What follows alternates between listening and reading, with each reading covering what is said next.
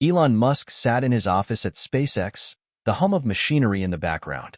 His eyes were fixed on the screen in front of him, but his mind was elsewhere. The notification that just popped up on his phone had caught his attention. It wasn't an alert about a rocket launch or an email from his engineers. It was a letter, a formal invitation from one of the most prestigious educational institutions in the world, known for shaping the minds of the most gifted students. And it wasn't for Elon. Hit subscribe and leave a comment with where you're watching from. This story might just spark a new beginning.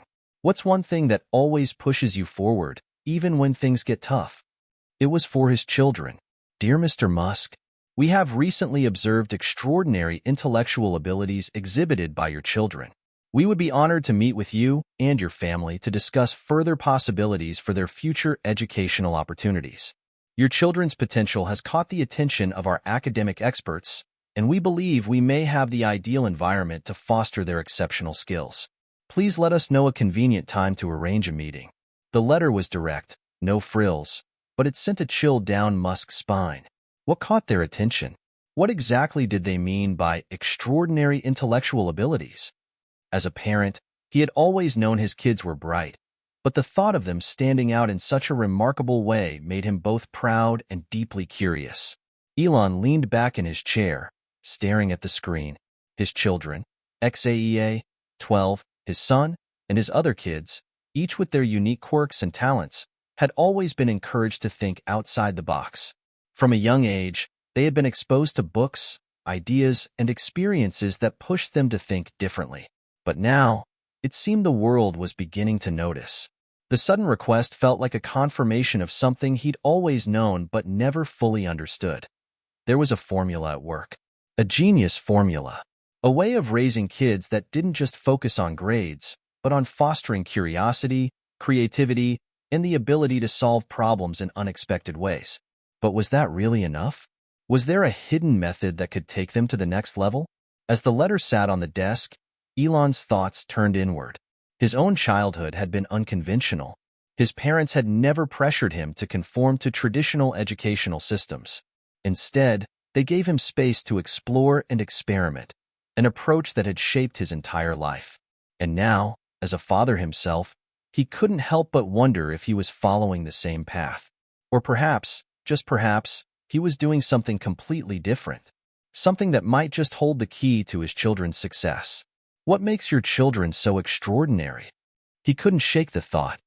In that moment, he realized that this wasn't just a question for the institution. It was a question for himself. What exactly had he done as a parent? What was the formula? What made his kids stand out? And, more importantly, how could he ensure they not only thrived intellectually, but emotionally as well? The letter wasn't just an invitation. It was a challenge. It was an invitation to dive deeper into the unknown waters of parenting, to discover if there was a blueprint that could help raise truly extraordinary children. But what if the world was seeing something that Musk hadn't yet recognized? Elon took a deep breath, his fingers hovering over his phone. He had a decision to make. Would he accept the invitation? Would he meet with these academic experts and find out what they saw in his children? Or would he keep pushing forward with his own approach, trusting his instincts over external validation? Before he could make up his mind, his kids burst into the room, full of energy and excitement as usual. Dad, guess what? We built a new robot in the garage. It can move by itself now. Musk smiled, his thoughts momentarily interrupted. But then, as he looked at their faces, full of curiosity and pride, he knew one thing for certain. His kids weren't just gifted in intelligence. They were gifted with an insatiable curiosity about the world around them. And that, more than anything, was the foundation of their genius. He stood up, setting the letter aside for the moment. He had bigger things to focus on, like a new robot that could walk on its own. But the letter remained on his desk, an unanswered question hanging in the air. And as he watched his children excitedly discuss their latest creation, Musk couldn't help but feel that this moment, this spark of genius, was only the beginning. Elon Musk's childhood in Pretoria, South Africa, was far from ordinary. It was a landscape of contrasts, on one hand, an oppressive political climate that many would consider stifling, and on the other, a family that fostered freedom of thought, creativity, and a relentless pursuit of knowledge. From an early age, Elon showed signs of intellectual brilliance, but it wasn't just about his ability to solve math problems or build intricate models with Lego blocks. It was his voracious curiosity that set him apart. In the Musk household, books were treasures, not just things to pass the time. His mother, May Musk, a dietitian and model, was a firm believer in the power of education. While she was busy with her career, she always made sure that Elon and his siblings had access to the best books and resources. Her role as a mother wasn't just about providing a roof over their heads. It was about nurturing their curiosity and helping them explore their interests, no matter how unconventional. Elon's father, Elon Musk, was an electromechanical engineer who introduced Elon to the world of science and technology at a young age. Elon wasn't an affectionate man by any means, but he was deeply proud of Elon's intellectual capabilities. Often, he'd take his son on long drives, discussing topics ranging from physics to space travel. It was during these drives that Elon's imagination began to soar. He could feel the universe expanding inside him, and the thought of going to space, of building things that could change the world, took root in his young mind. One of Elon's earliest memories was his fascination with computers. At just 10 years old, he was already teaching himself how to program. He would spend hours reading manuals and experimenting with early computer systems, eventually teaching himself how to create and sell his first video game, a simple but addictive platformer called Blaster. It was a small achievement, but for a young boy growing up in a country far removed from Silicon Valley, it was monumental. That early venture into technology wasn't about making money. It was about proving to himself that he could create something from nothing. But, like many gifted children, Elon didn't always fit in. He was shy, introverted, and often the target of bullies. His deep intellectual pursuits made him an outsider in a world that often celebrated conformity. However, this didn't bother Elon. In fact, it fueled his determination to prove that being different wasn't a weakness. It was a strength. He turned to books and computers as his escape, building a world in which his intellect could flourish unimpeded by social expectations. As Elon entered his teenage years, his passion for science and technology grew even more intense. He was no longer just reading about technology, he was dreaming about building it. At 17, he left South Africa to pursue his studies in Canada at Queen's University and later transferred to the University of Pennsylvania in the United States. There, he immersed himself in physics and economics, eventually founding several companies that would change the world: Zip2, PayPal, Tesla, SpaceX, and beyond. But even as he reached the heights of success, Elon never forgot the lessons of his childhood. His parents' unconventional approach to his education had shaped him in ways that no formal schooling ever could. The freedom to explore, to fail, and to follow his own path was a gift that he had cherished, and one that he knew he wanted to pass on to his own children. Fast forward to today, and Elon Musk's children were growing up in a very different environment. Unlike the traditional schooling system that had failed to ignite his own passion for learning, his children were immersed in an atmosphere that encouraged exploration and critical thinking. In fact, one of the first decisions Elon made after becoming a father was to ensure that his children were not bound by the constraints of the conventional school system. Musk himself had struggled in school, not because he wasn't intelligent, but because the rigid structure didn't fit his unconventional learning style. As a result, he decided to take matters into his own hands and raise his children in a way that prioritized curiosity, innovation, and creativity over rote memorization and standardized testing. He wanted them to experience the world in all its complexity and beauty. He wanted them to have access to the tools and resources that would allow them to solve real-world problems. But more than anything, he wanted them to be free. Free to explore their passions, free to fail, and free to learn without the fear of judgment or the weight of society's expectations. Musk's parenting style wasn't about pushing his children to be the best or the smartest. It was about creating an environment where they could thrive, without the artificial boundaries imposed by the traditional system. And as he watched his children grow, he realized that this was a key element of his genius formula, a formula not based on rigid rules or a strict curriculum, but on fostering a deep love of learning. But as Elon pondered the invitation from the prestigious institution, he couldn't help but wonder, Were his children truly extraordinary in ways he hadn't yet realized? Was his method of raising them truly unlocking their full potential, or was there something he was missing? As his children played in the background, experimenting with a new project they'd built together, Elon watched them with a sense of pride. They were curious, inventive, and full of wonder, exactly the qualities he had hoped to nurture.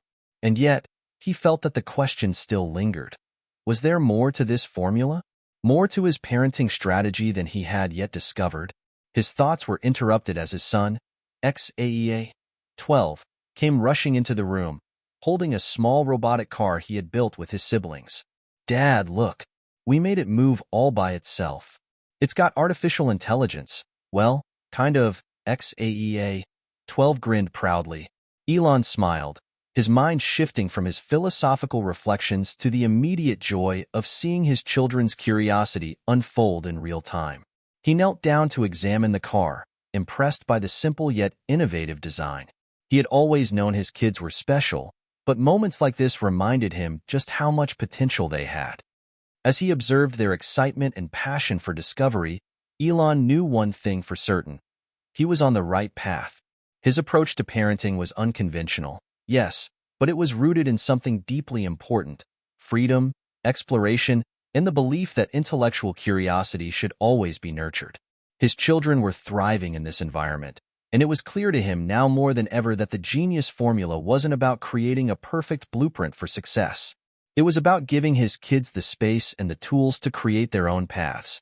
And maybe, just maybe, this was what made his children truly extraordinary. Elon Musk's approach to parenting was unorthodox, to say the least. He didn't believe in following the well-worn paths that most parents trod, paths defined by traditional schooling systems, extracurricular activities, or societal expectations of what success looked like. Instead, he viewed his role as a father through the lens of a visionary, one who had come to understand that genius was not about following rules, but about breaking them and carving a new path. His children, Xaea, 12, along with his other sons and daughters, grew up in a world that was rich with opportunity but free from the constraints of a structured, formal education. Musk encouraged them to follow their instincts, to ask endless questions, and to constantly push the boundaries of what was possible. There were no tests to study for, no grades to worry about, and certainly no looming pressure to fit into a mold. The only thing that mattered was the pursuit of knowledge and the joy of discovery. But as with any unconventional approach, there were challenges. The first major test of Musk's parenting philosophy came when his children reached the age where many of their peers were beginning to enter school. Musk had always been adamant about not sending them to traditional schools.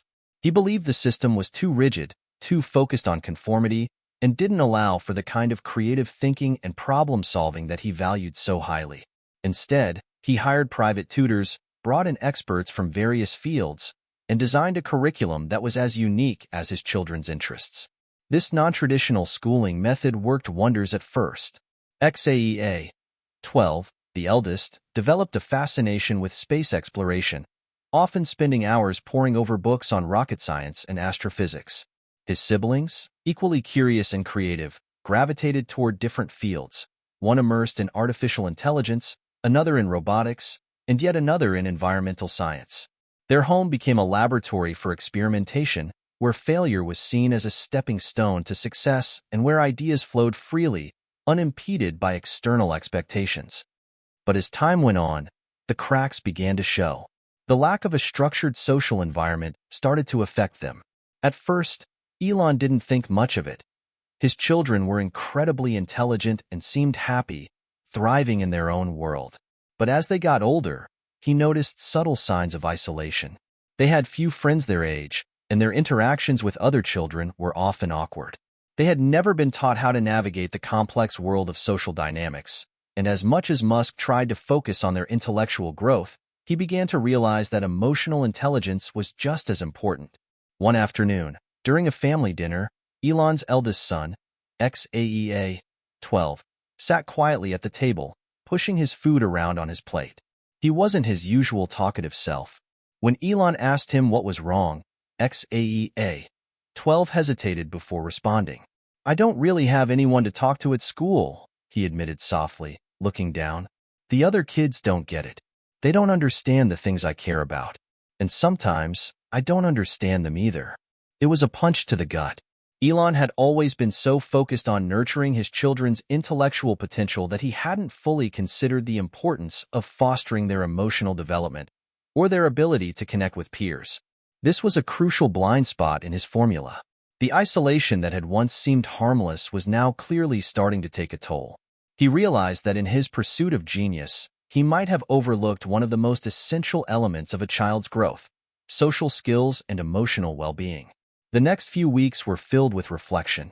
Elon spent countless hours pondering the balance between intellect and emotional intelligence, between the freedom to learn without boundaries and the need to navigate the complexities of social relationships. He wasn't ready to abandon his approach entirely. After all, it had worked wonders in so many ways. But he knew something needed to change. Elon began to introduce more social experiences into his children's lives. He arranged playdates with children of friends, enrolled them in activities outside of their usual interests, and encouraged them to engage in more group projects. It wasn't enough to just be intellectually exceptional. He wanted his children to be well-rounded, to develop the empathy and communication skills that would allow them to relate to others and navigate the world beyond the walls of their home. Despite his best efforts, the changes didn't come easily. His children were resistant to the idea of interacting with children who didn't share their intellectual interests. They often found themselves bored or frustrated during playdates, and they struggled to relate to their peers in ways that Musk had hoped they would. One evening, after another unsuccessful playdate, Musk sat down with Xaea, 12, and his siblings, trying to understand what was going wrong. "Why is it so hard to connect with others?" he asked gently, his voice tinged with frustration. Xaea, 12, looking a bit defeated, shrugged. "I don't know. I feel like they just want to play games, but I want to talk about how rockets work or why the stars look different on Mars. It's like we're from different worlds." Elon paused, taking a deep breath. In that moment, he realized that his children's genius was not just about their intellect. It was about their deep passion for the things that excited them, and that was something to be celebrated. But it also meant they were often out of sync with other kids. Musk could see the challenge: how to encourage his children to retain their natural curiosity and intellect without forcing them into a world they didn't understand. This was a pivotal moment in Musk's parenting journey. He knew he had to find a balance, a way to support his children's intellectual growth without isolating them from the very thing that made them human: their need to connect with others. And yet, there was still something exhilarating about this challenge. Musk had faced obstacles throughout his career, whether it was with Tesla, SpaceX, or PayPal. Each setback had been an opportunity to rethink his approach and reimagine the path forward. Now, he would do the same as a parent. He was determined to find the formula that would help his children navigate the complexities of both their intellectual gifts and their emotional growth. The question remained: could he strike the right balance? Could he raise children who were not just intellectually gifted, but socially and emotionally well-adjusted, too? As Elon pondered these questions, he realized one thing: the formula for raising high IQ children wasn't a simple one. It was a constant evolution, a journey that required as much trial and error as it did insight and instinct. But that was the beauty of it. Raising a genius wasn't about creating a perfect blueprint. It was about adapting, growing, and learning alongside them. And with that, Musk knew he had to keep moving forward. The formula was still in the making, but every step, every challenge, was part of the process. The first time Elon Musk looked at his children and wondered if they might be ready for something bigger was on a quiet Sunday morning, when his daughter made a profound statement. She had spent the whole day sketching out ideas for a sustainable city design on a giant whiteboard, oblivious to the world around her. As Elon walked past, he paused, watching her diligently sketch intricate wind farms, solar panel layouts, and public transport routes. It was clear to him that she wasn't just drawing a city. She was building a vision for a better world. "Dad," she said, without looking up from her drawings, "do you think it's possible to make the whole world run on clean energy? Not just parts of it, the whole world. Could we do that?" Elon smiled, a sense of pride welling up inside him. His children weren't just following the typical path of curiosity. They were already thinking on a scale that was larger than life, larger than most adults, even. The question, the idea, was so bold and ambitious. It felt almost like a reflection of his own dreams when he was a boy, the desire to reach for the stars and break through the limits of what was possible. But as with any bold dream, the path forward was never as simple as it seemed. In the days that followed, Elon became increasingly aware that his children weren't just gifted, they were uniquely gifted. They saw the world differently, they questioned things that most people took for granted, and they weren't afraid to challenge the status quo. And yet, they still struggled with something that no amount of intellectual brilliance could solve: the difficulty of fitting into a world that wasn't designed for them. The tensions that had been building for months came to a head one afternoon when Musk decided to take a break from his hectic work schedule to spend a weekend with his kids. He wanted to get away from the pressures of the business world and focus solely on them, perhaps find a new way to balance their intellectual development with their social needs. So he rented a cabin in the woods, far away from the noise of the city, hoping that the isolation would provide the clarity they all needed. That weekend, Elon found himself having the same conversation over and over with his children. They were frustrated. They felt out of place. "We're different," his son said one evening by the fire. "I don't understand why we can't just learn about what excites us. Why do we have to follow a curriculum, Dad? Why do we have to study things we don't care about?" Elon, for all his confidence in his approach, found himself at a loss for words. He had always championed the idea of allowing his children to learn freely, to explore their passions, and to pursue their own interests. But there was a growing reality he couldn't ignore. Without a structured foundation to guide their genius, without a way to integrate their brilliance into the real world, his children were starting to feel alienated. It was a hard truth to face, but a necessary one. Their minds were so far ahead of their peers that conventional educational frameworks couldn't keep up. Yet they were still children, still growing, still learning how to navigate the world of relationships, social norms, and emotional intelligence. And, despite all their brilliance, they didn't yet know how to synthesize their intellectual passions with the realities of living in the world outside their family bubble. The next morning, after a sleepless night of contemplation, Musk made a decision. He would no longer let his children learn in isolation. He realized that in his quest to foster their genius, he had inadvertently limited their experiences. He needed to expose them to real-world challenges, places where their ideas could be tested, refined, and expanded. They needed to understand the complexities of working in teams, dealing with failure, and navigating interpersonal relationships. It was time for them to enter the world beyond the walls of their home and face the challenges that came with it. So, he began to devise a plan. The plan wasn't just about sending them to school or enrolling them in more traditional extracurriculars. Elon wasn't interested in forcing them into a mold they didn't fit.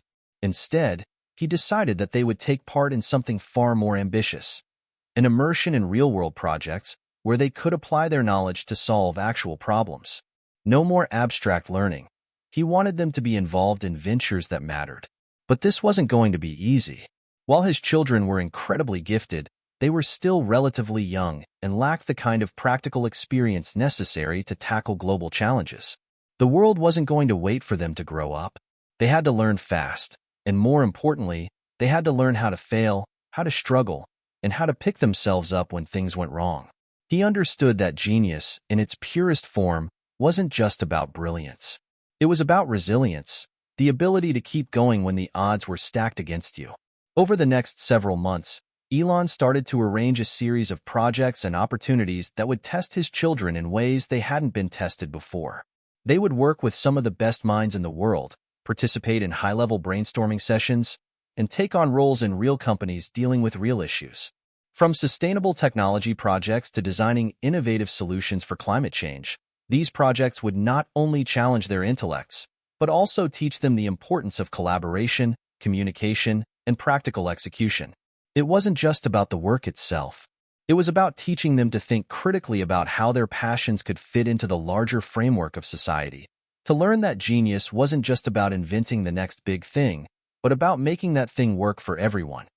As the first project began, a collaboration with a group of engineers focused on developing affordable solar energy solutions for developing countries, Elon saw his children in a completely new light.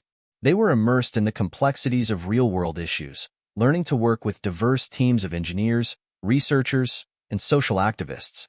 It was hard, frustrating, and often overwhelming.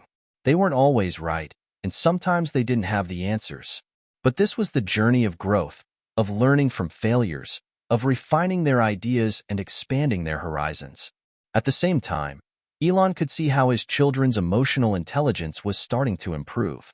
They were learning to navigate conflicts within their teams, to listen to others' ideas, and to communicate their own thoughts clearly and effectively. Slowly but surely, they were becoming not only intellectually brilliant but emotionally mature, capable of understanding and empathizing with the people around them. For the first time, Elon could see the full potential of the genius formula he had been striving to create. It wasn't about perfect grades, awards, or accolades. It was about a complete education, one that combined intellectual brilliance with emotional growth, resilience, and a sense of purpose.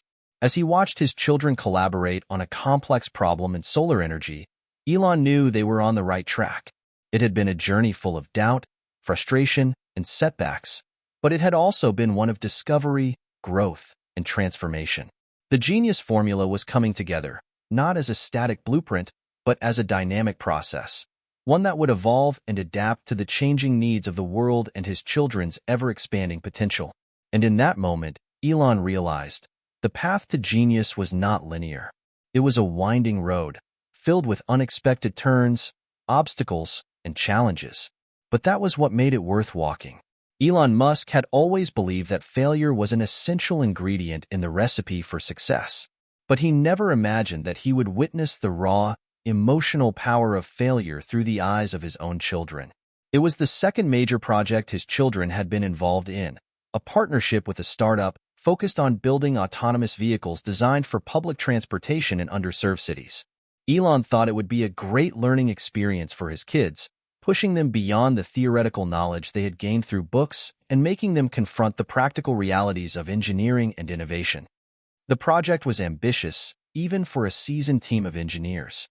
The concept was sound: to create a fleet of self-driving vehicles that could alleviate traffic congestion, reduce pollution, and provide affordable transportation for low-income communities. But as the children delved deeper into the project, they encountered obstacle after obstacle. The technology wasn't working the way they had envisioned. The AI systems for navigation were erratic, the communication protocols between the vehicles kept failing, and the partnership with the local governments wasn't progressing as quickly as they'd hoped. Despite their best efforts, nothing seemed to go right. They worked tirelessly day and night, but the project faced delay after delay. The team's frustrations grew, and so did the tensions between the children. They were passionate, driven, but also raw in their inexperience. They had no idea how to handle failure on this scale. They had never faced a setback so big, so public, so costly. One evening, after a particularly brutal day of troubleshooting and meetings that led to no conclusions, Elon sat in his study, staring at the models of the autonomous vehicles scattered on his desk. The weight of the situation was heavier than anything he'd ever felt before. He thought back to his own early failures, at Zip2, PayPal, and even Tesla, but those had been his failures. This was different. This was his children's project, their dream, and it wasn't going well. Elon's mind drifted to the quiet moment from that morning when his son, Xaea, 12, had come to him with a look of defeat. "Dad," Xaea, 12 said, his voice barely above a whisper, "what happens if we fail? I mean, what if we can't make it work?"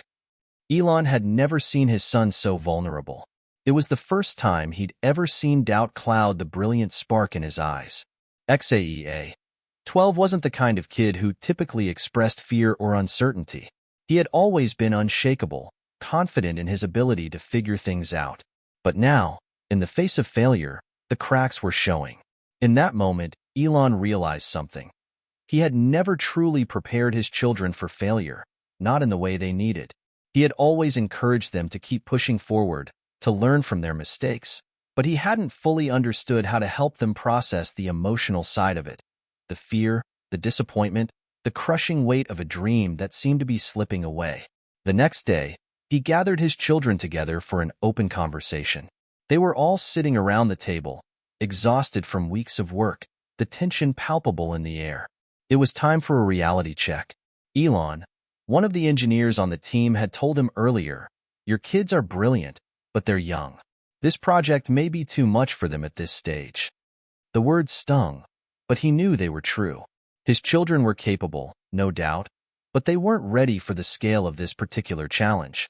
They had been thrust into the deep end, and while their intelligence could take them far, their emotional resilience, especially in the face of failure, was still in development. Sitting across from his kids, Elon took a deep breath, trying to collect his thoughts. He knew the gravity of the moment. If he handled this wrong, it could crush their spirits, set them back in ways they might never recover from. But if he handled it right, it could turn this failure into one of the most valuable lessons of their lives. "I know you're all disappointed," he began, his voice calm but firm. "This project hasn't gone the way we wanted. But that doesn't mean it's over. In fact, I think it's just beginning."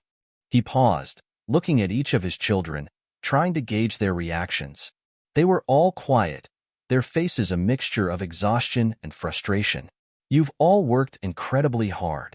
You've given it everything you've got. And that's something to be proud of, no matter what the outcome is. But what matters now, more than anything, is how you handle this failure. Because failure is inevitable. It's not something we can avoid. It's not something we can escape. It's something we learn from." The room was still. Elon's words hung in the air, and he knew they were sinking in. This isn't the end of the road. It's just a setback. And that's okay. What matters is that we keep learning, keep adapting, and keep moving forward. You are not defined by this failure. You are defined by how you respond to it. XAEA 12 broke the silence. "But what if we can't fix it? What if we can't make it work?" Elon looked his son in the eyes, his expression unwavering. "Then we try again, and again, and again. But we never give up. Not because failure is bad, but because it teaches us what we're made of. It teaches us what works and what doesn't. It helps us grow. And if you're not failing, you're not pushing hard enough." For a moment, the room was quiet, as his children absorbed the weight of what he had said. They had all come to realize that failure wasn't something to fear. It was an opportunity to grow. And though the immediate sting of disappointment lingered, they knew that Elon was right. This failure wasn't the end of their journey. It was just a part of it. "Remember," Elon added, "some of the greatest inventions in history came from people who failed time and time again. The key is never to stop. Learn from it. Adjust. Keep going. And eventually, you'll get there." There was a long pause, and then his son nodded slowly. "Okay, Dad. We'll try again. We won't give up." It wasn't an easy decision, and it wasn't an easy lesson, but it was one that would shape them for the rest of their lives. They weren't just learning how to build rockets or solve energy crises. They were learning how to face adversity, how to embrace failure, and how to use it to fuel their next success. As the children returned to their project, Elon felt a sense of quiet pride. The road ahead was still long, and there would be many more challenges, many more failures. But for the first time, he realized that his genius formula was coming together in a way he hadn't anticipated. It wasn't just about intellect or creativity, it was about resilience. And in that moment, he knew they were all learning how to be not just brilliant thinkers, but strong, determined people. The months following the autonomous vehicle project's failure marked a critical turning point for Elon and his children. Despite their initial disappointment, they had taken their father's words to heart. Slowly but surely, they began to channel their frustration into renewed energy, rethinking their approach and finding new ways to tackle their projects. Elon watched with a mixture of admiration and relief as his children applied themselves to their work with a fresh perspective. But what struck him most wasn't just their intellectual persistence, it was their emotional growth. The defeat had forced them to confront the realities of their limitations, but it had also revealed their capacity for resilience. They weren't just recovering from failure. They were evolving as thinkers, innovators, and people. XAEA 12, who had once been the most apprehensive of them all, was now the most determined. He led the charge in brainstorming new ideas for the autonomous vehicle project, this time focusing more on collaboration and humility. His previous doubts had turned into a deep desire to learn from others, and that shift was evident in how he interacted with his team. He wasn't just a child with a brilliant mind anymore. He was beginning to become a leader, a young visionary capable of drawing people together, of listening, learning, and adapting. The entire family had taken the time to rethink the project's fundamental goals. Instead of pushing ahead without adjusting to the feedback they had received, Elon and his children decided to scale back, refocus, and refine their ideas. They collaborated with more experienced professionals, listened to feedback from engineers, and considered the real-world applications of their concepts with greater attention to detail. The project would take longer, but it would be better for it. Elon knew that the key to any success, whether in business or in life, was not just intellectual brilliance but the ability to adapt, to evolve, and to persist in the face of adversity. He had always been obsessed with the idea of changing the world, but this experience had taught him something just as profound. Sometimes, the greatest breakthroughs come not from never failing, but from learning how to rise from failure, and then pushing forward with even greater resolve. And so, as the children started to recalibrate their approach to the autonomous vehicle project, Elon felt a sense of quiet pride. They weren't simply regurgitating theories or relying on rote learning. They were learning how to innovate in the real world, how to handle setbacks, and how to work together as a team. And, most importantly, they were learning the value of humility. It wasn't just about the end result anymore. It was about the process, the journey, and the lessons learned along the way. These were the lessons that would carry them forward into adulthood and beyond, shaping their futures in ways that would extend far beyond any singular project or endeavor. As the project began to move forward once again, something extraordinary happened. Elon's children, XAEA, 12, and his younger siblings, began to see the world in a new light. No longer were they simply solving abstract problems.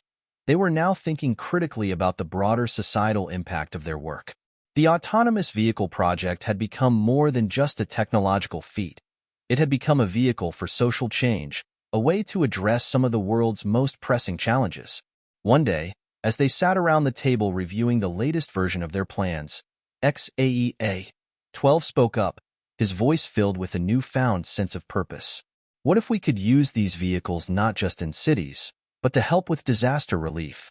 What if they could be used to transport medical supplies or deliver food in areas where conventional vehicles can't reach? The idea was revolutionary, and it was a moment of pure brilliance. Instead of merely focusing on urban environments, XAEA 12 had taken a step back and thought about the greater good. It was a concept that had been shaped by their experiences and the failures they had encountered along the way. In the pursuit of technological progress, they were now asking themselves how their innovations could serve humanity on a broader scale. Elon could hardly contain his excitement. This was exactly what he had hoped for when he first envisioned raising his children with the freedom to think, to dream, and to challenge the conventional. They were not only thinking about the future, they were imagining a future that was more compassionate, more inclusive, and more sustainable. This new direction not only reinvigorated the project, but it also solidified Elon's confidence that his children were on the right path. They were learning not just how to create, but how to create with a sense of responsibility and a deep understanding of the world around them.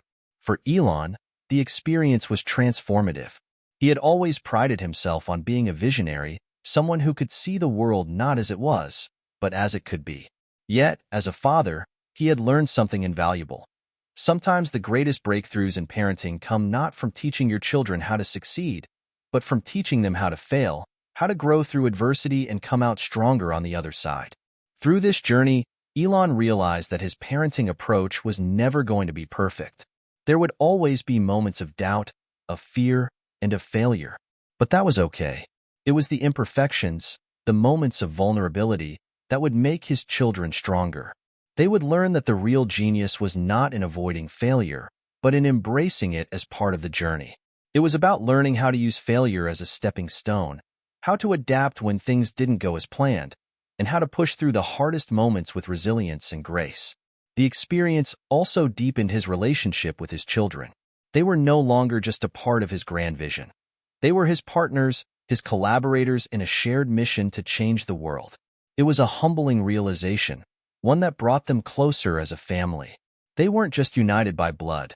They were united by purpose, by a shared vision of a future they wanted to build together. As the autonomous vehicle project moved forward once again, now with a renewed sense of purpose and optimism, Elon reflected on the lessons he had learned, not just as a father, but as a visionary and innovator. He had always sought to create a formula for genius, to unlock the potential of his children and ensure they had every opportunity to succeed. But he had come to understand that the true formula for success wasn't just about intellect or innovation. It was about the ability to grow, to adapt, and to evolve in response to the world around you. It was about fostering not just intelligence, but emotional resilience, humility, and empathy. Through his children's journey, Elon realized that genius wasn't a static trait. It wasn't just about high IQ or advanced problem-solving. It was about the ability to learn from failure, to see challenges as opportunities, and to constantly evolve and grow. It was about becoming the best version of yourself, not just in terms of intellectual achievement, but in terms of emotional and social maturity as well. And, perhaps most importantly, he realized that the greatest gift he could give his children was not the key to solving the world's problems on their own, but the understanding that they would never have to do it alone. Their journey was a shared one, and no matter how many obstacles they faced, they would always have each other to lean on. This was the true genius formula. Not just creating high IQ children, but raising individuals who were equipped with the strength, resilience, and empathy to face the world, to take on its challenges, and to change it for the better. As Elon Musk's children grew more engaged in their revised project, they started to see the impact of their work ripple through other areas of their lives. What began as a personal challenge, overcoming failure, had started to fuel a deeper connection to the world around them. Yet, as they embraced this new purpose, they encountered unforeseen challenges that would test not just their intellect, but their values and their relationships with one another. The first of these challenges came when they began to incorporate feedback from industry experts. Elon had encouraged his children to reach out to mentors and collaborate with people who had experience in autonomous vehicle technology, but when they did, they realized that their ideas, though innovative, were often met with skepticism. The experts in the field were entrenched in their own ways of thinking, their processes tried and tested over the years. While Elon had always been willing to challenge the status quo, his children were still learning how to handle criticism and opposition. XAEA 12, particularly, found this dissonance troubling. He had been so passionate about his idea of using the vehicles for disaster relief, but the professionals they spoke to didn't share the same enthusiasm. One well-respected engineer told him outright, "You're wasting your time. You'll never get approval for something so experimental." The words stung, not just because of their dismissiveness, but because XAE 12 had truly believed, that this project could change the world. His vision for using self-driving vehicles to deliver aid in disaster-stricken areas wasn't some pipe dream. It was grounded in his understanding of logistics, AI, and social responsibility. But he was confronted with the harsh reality that, in the eyes of the experts, his idea was just a fantasy. The family's once optimistic attitude began to fray. XAEA 12 started to pull away from the group, increasingly disillusioned with the advice they were receiving. He began to doubt his own vision, questioning whether he could ever make his idea a reality. Meanwhile, his younger siblings, who had previously been inspired by their older brother's drive, began to notice his growing frustration and uncertainty. It wasn't long before they, too, started to question whether they were pursuing something that could ever work. Elon, who had always viewed failure as a stepping stone, began to see a new kind of struggle, a struggle that was more internal than external. His children were learning what it felt like to face not just technical challenges, but the overwhelming pressure of doubt and skepticism. It was one thing to fail in a way that felt like a lesson to be learned. It was another to face an entire industry that refused to see your vision as anything more than naive. But rather than let this growing tension divide the family, Elon knew this moment could be an opportunity for them to strengthen their resolve. He had learned long ago that the greatest breakthroughs came from those who refused to be deterred by conventional wisdom. It was time to have another difficult conversation, one that would once again challenge his children to rise above the limitations of their own doubts and the skepticism of others. One evening, Elon called a family meeting at their home in Los Angeles. The atmosphere was heavy, as the kids had been visibly affected by the external pushback. XAEA-12 sat in silence, his eyes fixed on the floor. Elon could sense the weight of his son's internal battle. He spoke first, his voice measured but firm. I know this isn't easy.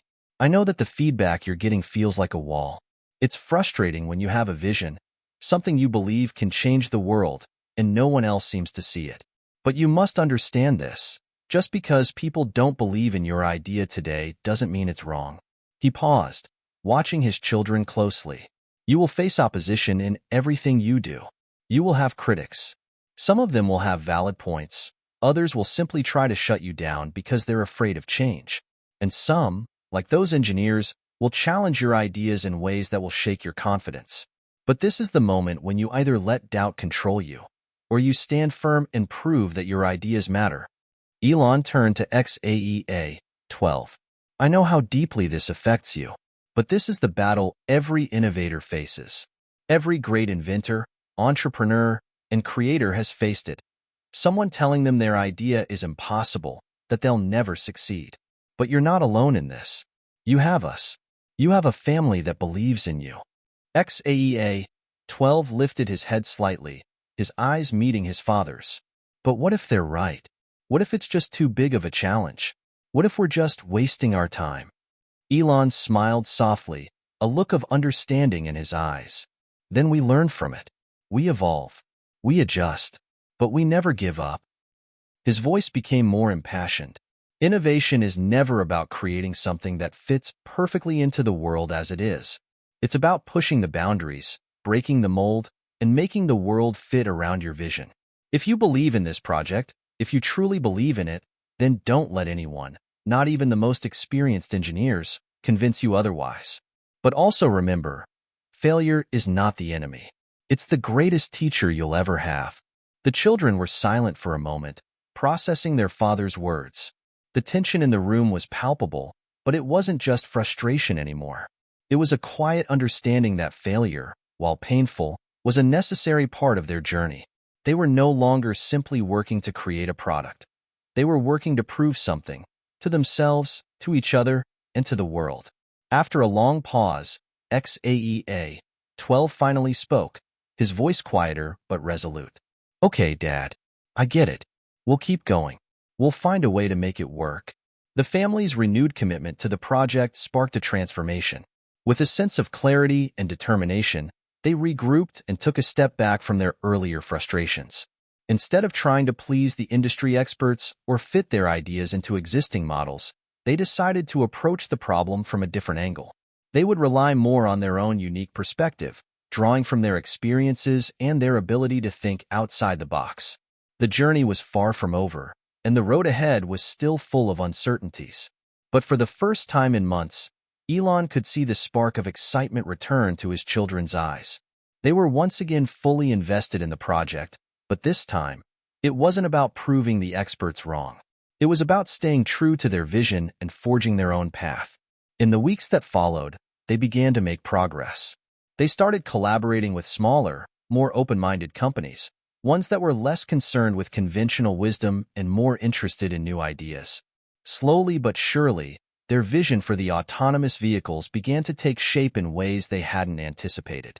XAEA-12's idea for using the vehicles for disaster relief, combined with their new perspective on design, was starting to attract attention, not from the skeptical engineers, but from innovators who were looking to push the boundaries of what technology could do. As Elon watched his children work through their doubts and find new ways to bring their vision to life, he realized that their greatest success wasn't in the technology they were building. It was in the emotional growth they were undergoing. They were no longer just brilliant minds working on a project.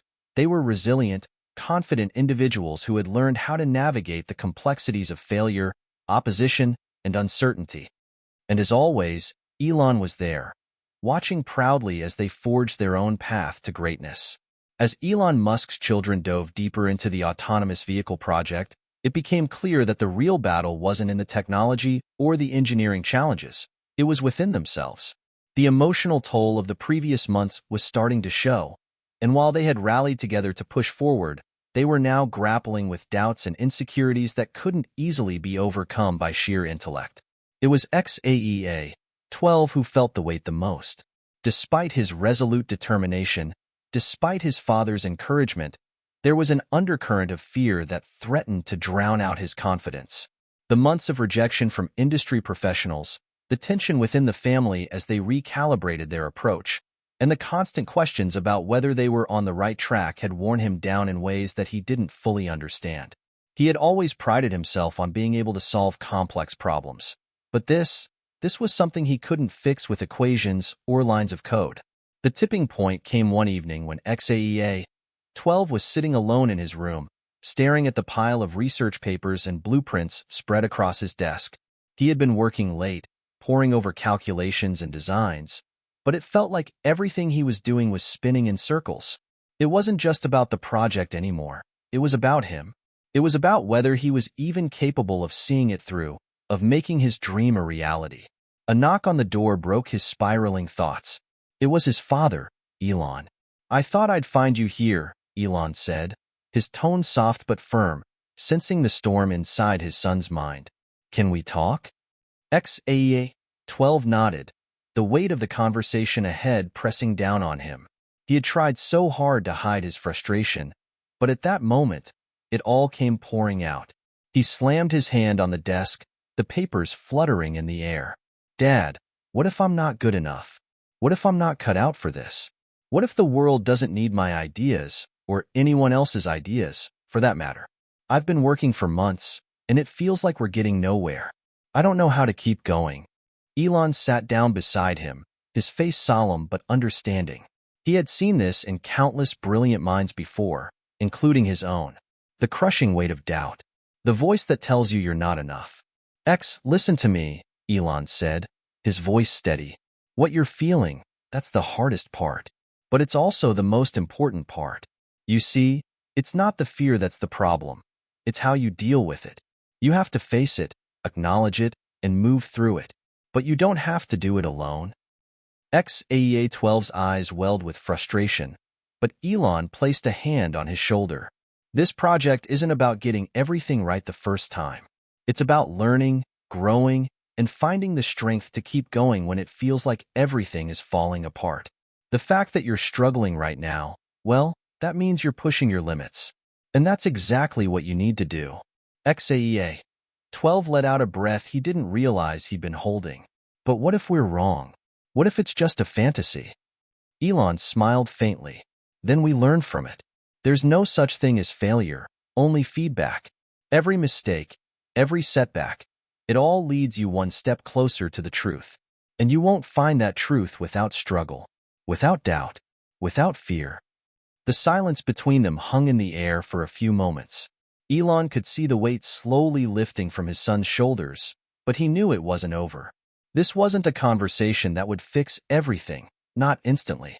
But it was the first step in unraveling the layers of doubt that had taken hold. "I'm proud of you, Elon said, his voice unwavering. "Not because you have all the answers, but because you're willing to ask the hard questions. And because you're brave enough to face what's uncomfortable. That's the true measure of success." For the first time in months, Xaea 12 felt a small sense of relief. His father's words, his presence, seemed to ground him. It wasn't a magic fix, but it was enough to remind him of why he had started in the first place. The next morning, there was a noticeable shift in the energy at home. While the challenges they faced hadn't disappeared, there was a sense of unity and calm that hadn't been there for a while. The children, feeling reinvigorated, returned to their project with a new determination. But this time, they didn't approach it with the same pressure. They didn't try to push forward at all costs. Instead, they focused on the process, on learning from each step, adjusting as necessary, and recognizing the small victories along the way. Elon watched his children work together, supporting each other in ways he hadn't seen before. He had always believed that the key to raising high IQ children wasn't just about academic achievement. It was about emotional intelligence, resilience, and the ability to navigate the unseen struggles of life. Now, he was seeing the fruits of that philosophy firsthand. Xaea 12, once so unsure of himself, was now the one encouraging his siblings to keep going when they hit a roadblock. He would pause, take a step back, and remind them of the bigger picture, the mission they were working towards. And slowly, the project began to gain momentum again. It wasn't just the tech that was evolving. It was the family dynamic itself. But this was still only the beginning. There would be more obstacles ahead, more moments of doubt, more moments when it would feel like giving up was the easiest option. But Elon now understood that these moments, these emotional climaxes, were an essential part of the journey. They were what would forge his children into innovators, leaders, and changemakers. They were what would teach them the true meaning of persistence. One afternoon, as they gathered around their workspace, XAEA-12 shared a breakthrough. It wasn't a technical solution, but a vision. A plan for how their technology could be implemented on a global scale, not just as a commercial product, but as a service for social good.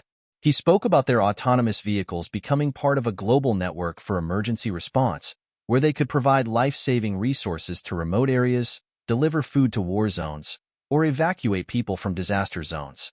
His siblings nodded, their eyes wide with understanding. This wasn't just about technology anymore. This was about legacy. It was about using their gifts to create a better world for everyone. And as they discussed the new direction, Elon couldn't help but feel a deep sense of pride.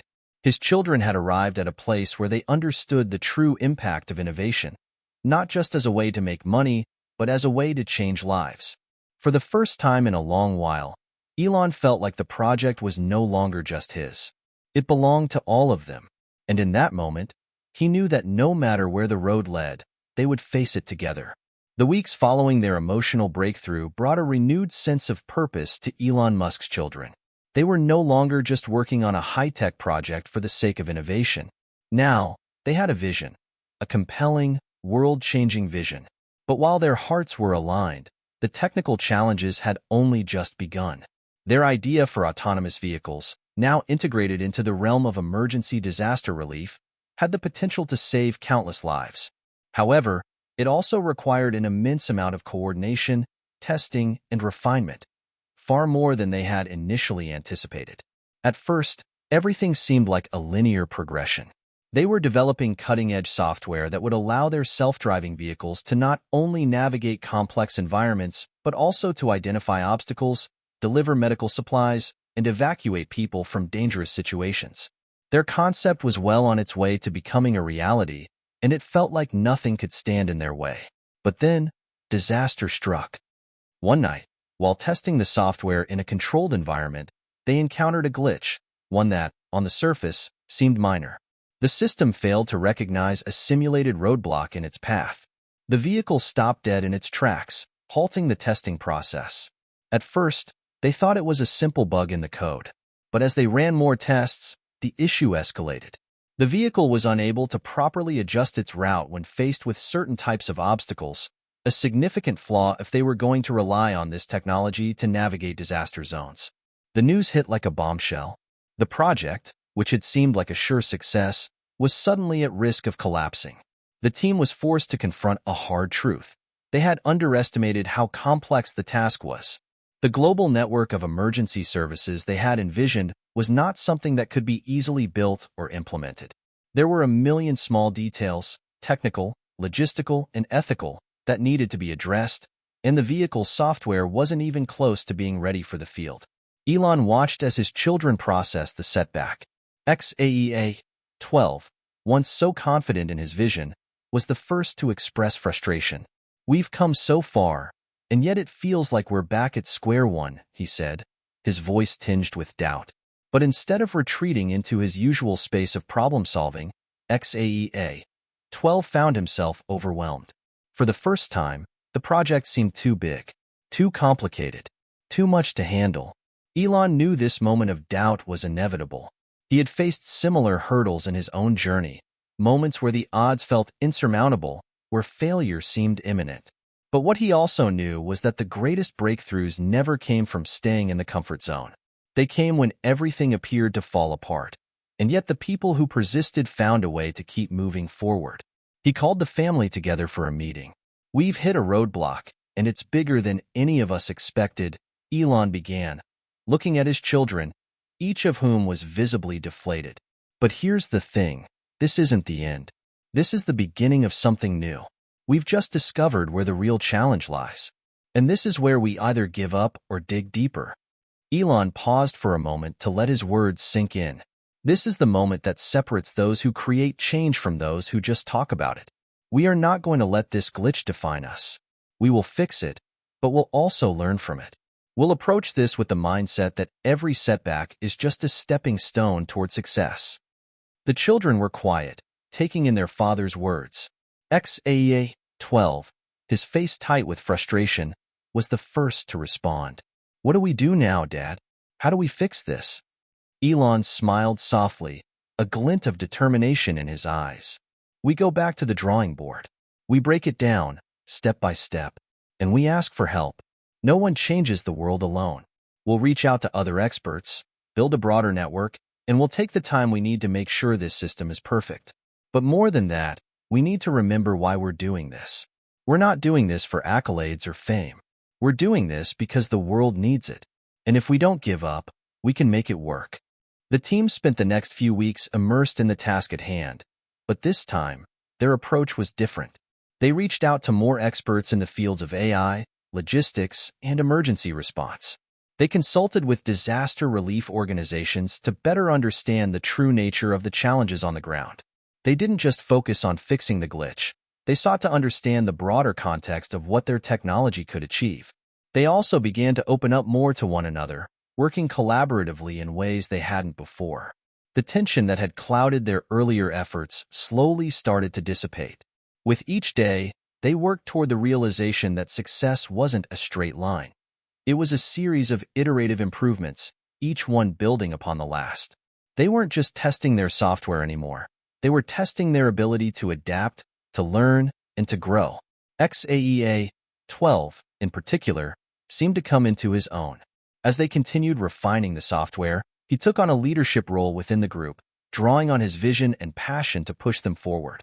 His siblings, once uncertain, now rallied behind him, helping to brainstorm new solutions and creative ideas.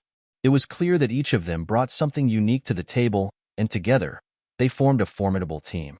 Elon, though proud of his children's resilience, knew that the hard work was just beginning.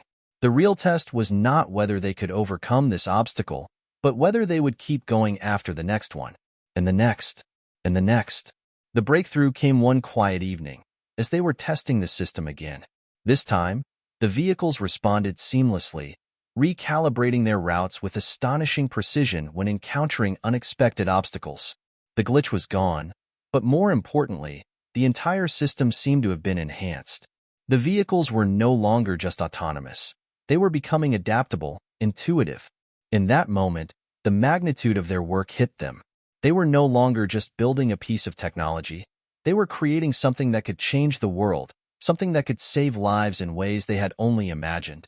Their initial project had been ambitious, but now it had taken on a new life, a new sense of purpose. But even in the face of success, Elon knew the journey wasn't over. This was just the first of many hurdles to overcome. And though they had won this battle, there would be countless others waiting on the horizon. But one thing was clear. This family, united in purpose and vision, would face each challenge together. Hit subscribe and leave a comment with where you're watching from. This story might just spark a new beginning. What's one thing that always pushes you forward, even when things get tough?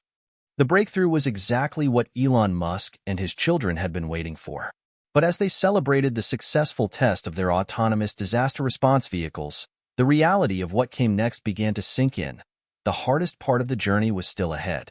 They had accomplished something amazing, but it was just one part of a much larger equation.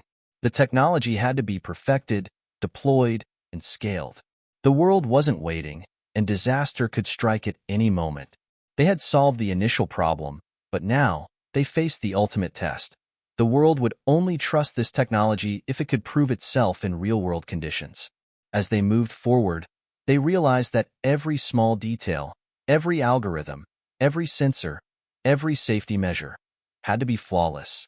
This was no longer just a family project. This was a global endeavor that could impact millions of lives. The weight of the mission settled in. The project had become more than just a business venture or a personal goal.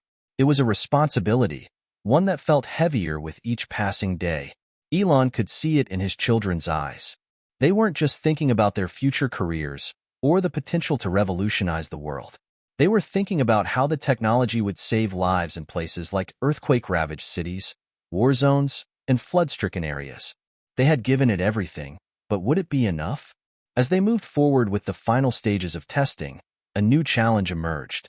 Despite all their efforts, the system wasn't as reliable as it needed to be. There were still occasional glitches, errors that could not be overlooked. The autonomous vehicles sometimes failed to navigate through narrow, complicated spaces, something that was inevitable in disaster zones. The system had to be precise, capable of navigating under the most stressful, unpredictable conditions. A minor glitch in the wrong situation could mean the difference between life and death. Frustration began to mount again. XAEA-12, who had been so determined just a few weeks earlier, found himself at a breaking point. "Dad," he said one night, his voice tight with emotion, "what if this just isn't possible? What if we can't fix this? What if we're pushing too hard, and it's all just too much?" Elon sat beside him, looking out at the quiet room. For the first time in months, he saw his son, his brilliant son, wrestling with the same fears and doubts that had plagued him throughout his own journey. Elon had never been one to shy away from the truth, and he knew that this was a defining moment for them all. "I've been where you are," he said softly. "I've been in your shoes, wondering if it's all going to fall apart. But you have to ask yourself one thing. What's your alternative? To give up? To walk away?" XAEA-12 swallowed hard, his eyes dark with frustration. "But we've tried everything. Every test, every fix. It still isn't enough. Maybe we're just not meant to do this." Elon's gaze was unwavering. "If you're going to change the world, you can't afford to quit now. The world isn't waiting for you to be perfect. It's waiting for you to keep going, no matter what. It's about pushing through the moments of uncertainty and failure. It's about trusting that, eventually, the work will pay off." He paused, letting the weight of his words settle. "I've failed so many times, but every time I failed, I learned something. Every failure has been a lesson, and every lesson has gotten me closer to what I'm really trying to achieve. This isn't about being perfect. It's about perseverance. And that's something I know you have in you." The next few days were a blur of sleepless nights and intense focus. They reworked the entire algorithm, tested new approaches to the vehicle's navigation system, and consulted with some of the top minds in the world of artificial intelligence. Every failure was met with new strategies, fresh perspectives, and relentless dedication. But even with all their efforts, progress seemed slow. The pressure was mounting. The world was on the edge of its seat, waiting for the Musk family to deliver on their promise. They had made it this far, but the final push seemed impossible. Was it truly a matter of perseverance, or had they simply bitten off more than they could chew? It was during one of these long nights that XAEA-12 found a new perspective. Alone in the lab, he revisited the code, line by line, looking for the smallest mistake that had been overlooked. There, buried deep in the system, he found it. A tiny error in how the vehicle's sensors interacted with unexpected obstacles. It was a flaw they had missed in every other iteration. With renewed excitement, he called his siblings. Together, they worked tirelessly through the night, implementing the fix and running the test once again. This time, everything clicked. The vehicle responded perfectly, weaving through obstacles and navigating tight spaces with an efficiency that had eluded them before. The glitches were gone, and the system was now as close to flawless as they had ever imagined. The family gathered around the testing area, waiting in silence as they observed the vehicle's final test. Elon, his children, and the engineers stood in anticipation, all aware that the success of this test would determine whether the project would go forward or fail. XAEA-12 took a deep breath as he watched the autonomous vehicle roll forward, its sensors whirring in sync with the perfect algorithms that had taken months to perfect. The vehicle moved effortlessly, scanning the environment, responding to every challenge with precision. And then, as it approached a simulated disaster zone, a tense silence fell over the group. The vehicle navigated through the debris, making quick adjustments, delivering supplies, and avoiding obstacles with incredible accuracy. As the test came to an end, The entire room erupted in applause. The system had passed. Not only had they solved the technological problems, but they had created a new tool that could change the world. Elon watched his children, their faces lit with a mixture of relief, joy, and exhaustion. This was it. This was what they had been working toward all along. But more than that, this moment marked the culmination of everything they had learned along the way. Resilience, teamwork, the power of failure, and the importance of perseverance. The success of the final test was more than just a victory for Elon Musk's family. It was a moment of personal reflection for each of them.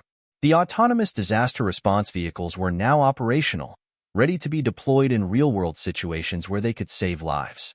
But as the team sat together, going over the final details, it became clear that the implications of their work went far beyond technology or business ventures. This was about legacy, about making a mark on the world that would transcend even their own lives. Elon felt an overwhelming sense of pride watching his children. They had not only inherited his intellect, but had surpassed him in ways he hadn't anticipated.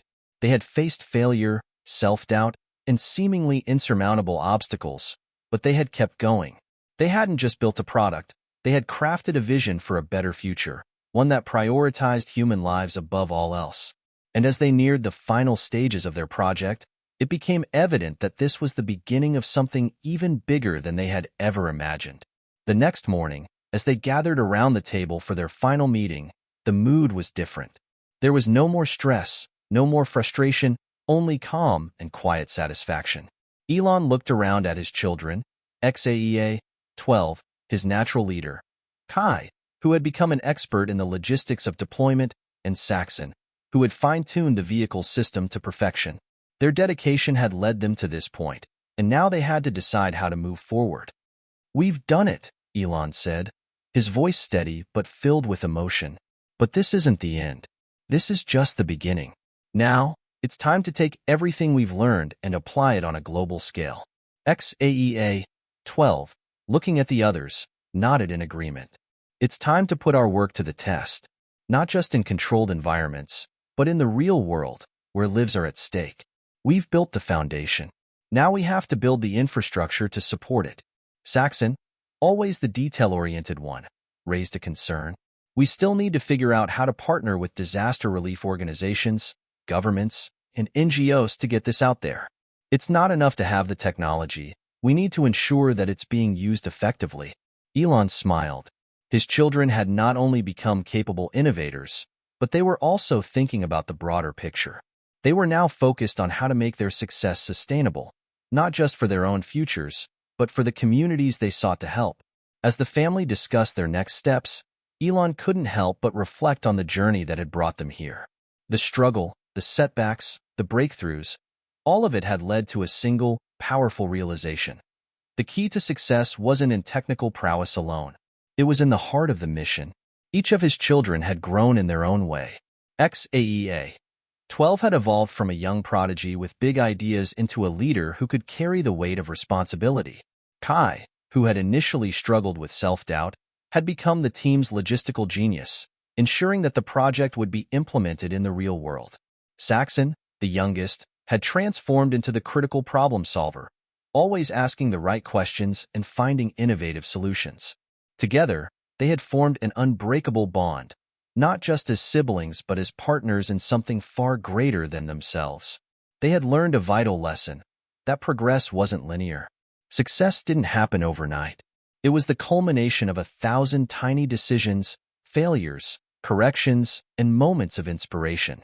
And in the end, it was the shared belief in their mission that had carried them through. Elon looked at his children and spoke from the heart. "We've built something amazing here. But it's not just the technology that matters. It's what we do with it. What we choose to do with it that will define who we are, not just as innovators, but as people. It's our responsibility to use this power to change the world, not for profit or recognition, but for the good of humanity." Xaea, 12, looked up at his father, his eyes steady. "We're ready to take that step. Let's build something that leaves the world better than we found it." The weight of his words hung in the air. It wasn't just a promise to themselves, but to everyone who would benefit from their work. In that moment, they all realized that this was what mattered most. the impact they would leave behind. A few months later, the first fleet of autonomous vehicles was deployed to a series of disaster zones. The media caught wind of the Musk family's groundbreaking project, and soon, the world was watching. The vehicles successfully navigated through rubble, delivered medical supplies, and rescued those trapped in collapsed buildings.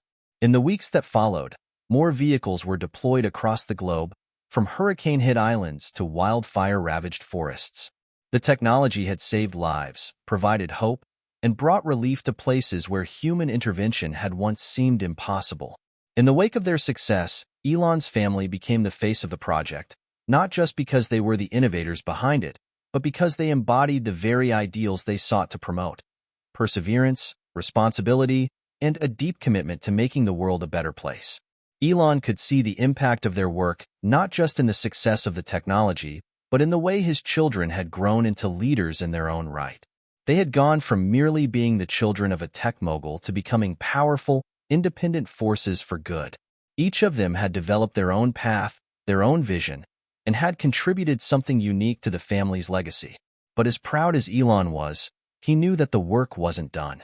The world would continue to change, and the problems they sought to solve would only grow in complexity. There would be new challenges to face, new breakthroughs to be made.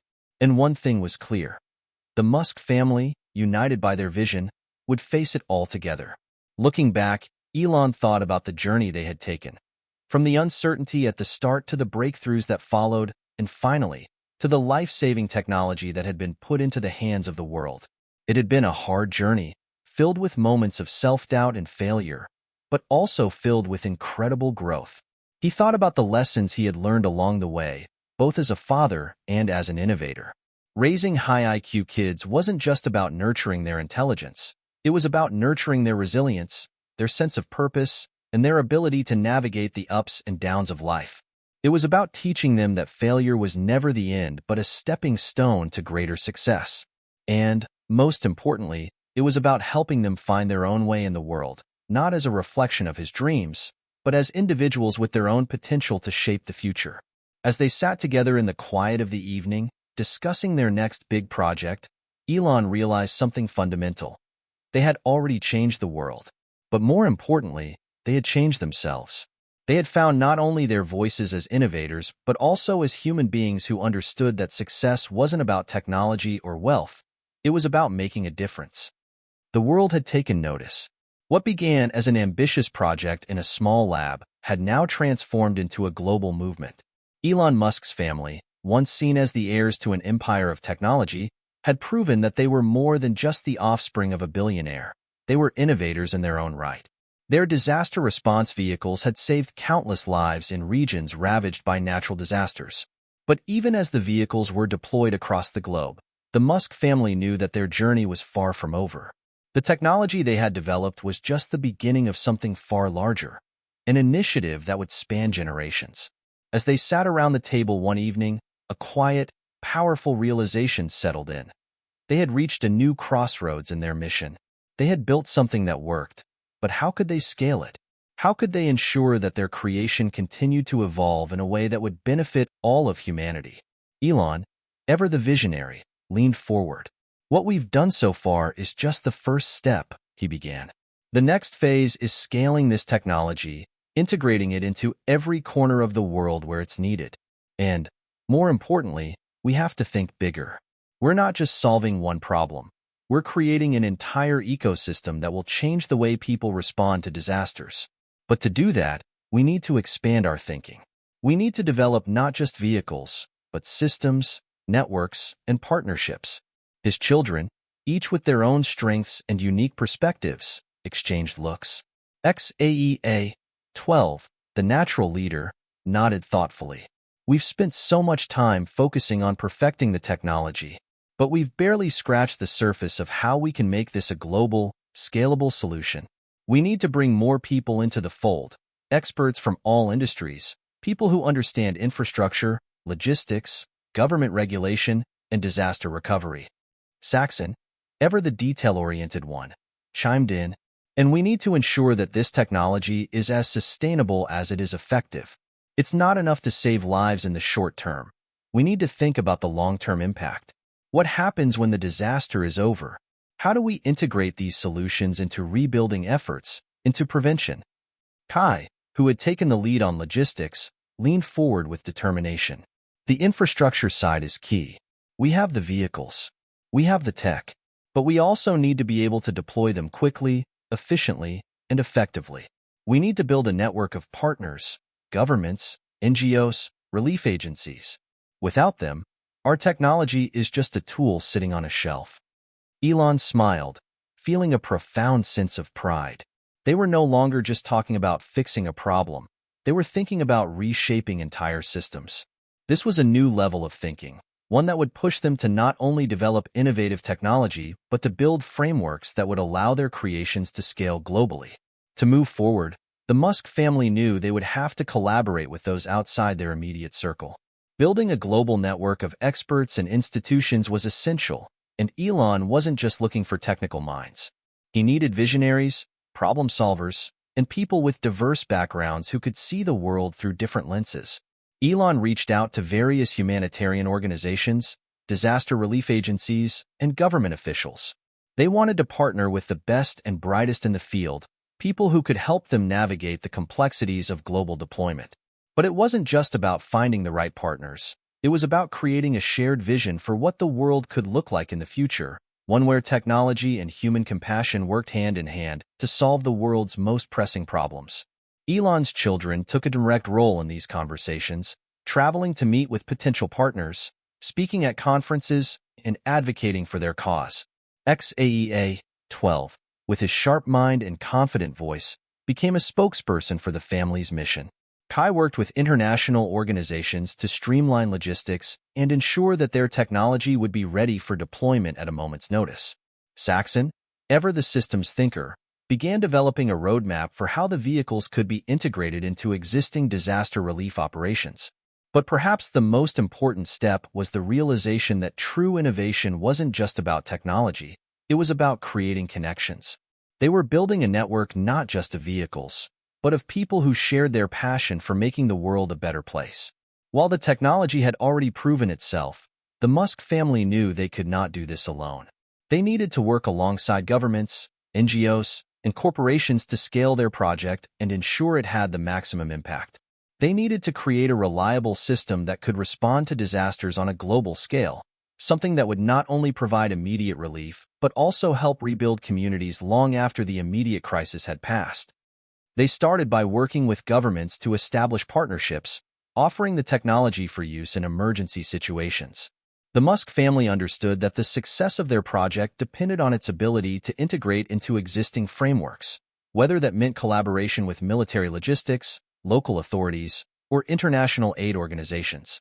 They developed software systems that would allow the vehicles to communicate with other relief efforts, tracking where help was needed most, and ensuring that resources were allocated in the most efficient way possible. They also began working on creating a network of renewable energy sources to power their vehicles, ensuring that the entire ecosystem was sustainable. The last thing they wanted was to create technology that could save lives, but not be environmentally responsible. The new focus was clear. Everything they built, from the vehicles to the infrastructure, had to be sustainable, efficient, and scalable. As they developed these partnerships, their efforts began to gain traction. More organizations signed on, eager to work with the Musk family to bring their technology to places where it could make the greatest impact. Soon, the Musk family wasn't just known for their technology, they were known as leaders in humanitarian innovation. As the Musk family worked on these next steps, one thing became abundantly clear. They were stronger together. Each family member brought something unique to the table, but it was their unity and purpose that set them apart. They weren't just building technology for the sake of innovation. They were building it to make the world a better place. Their shared vision transcended any differences they might have had. They were a family, but they were also a team. One that was capable of tackling some of the world's most complex challenges. One evening, as they sat together reviewing their progress, Elon spoke with pride and a sense of awe. "When I first started on my journey, I never could have imagined that it would bring me here. That I would be working side by side with you, my children, on something that could change the world. You've all proven that you are more than just heirs to a name. You are the future of innovation. And together, We will leave a legacy that will last for generations. XAEA-12 smiled, his confidence now matched by a deep sense of gratitude. It's not just about the technology. It's about the people we help and the impact we make. This is just the start of something much bigger than any of us. Elon nodded. Exactly. We're not just innovators, we're changemakers. And as long as we continue to work together, there's nothing we can't accomplish. As the months rolled on, the Musk family's disaster response vehicles began to appear in more and more corners of the world. From the flood-ravaged towns of Southeast Asia to the wildfire-scorched hills of California, their autonomous vehicles were there, offering life-saving supplies, evacuating survivors, and even clearing dangerous debris. The vehicles were not only saving lives, they were revolutionizing disaster relief on a global scale.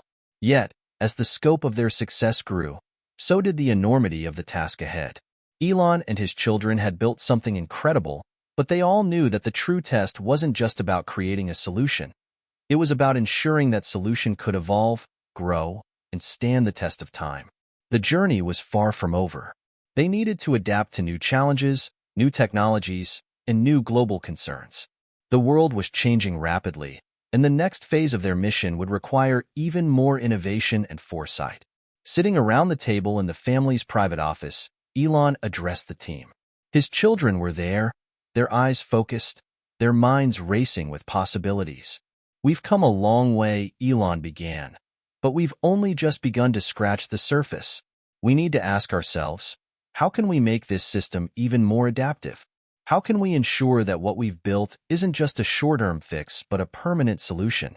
Saxon, who had taken the lead on refining the vehicle systems, spoke up first. "The technology is solid, but we need to think about the evolution of natural disasters. With climate change causing extreme weather patterns, disaster zones are becoming more unpredictable. We need to create a network of vehicles that are not just reactive, but proactive, able to predict disaster zones and preemptively deliver aid."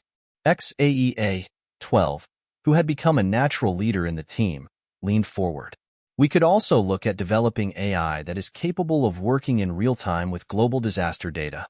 The sooner we can get information about potential disasters, the faster our vehicles can be mobilized.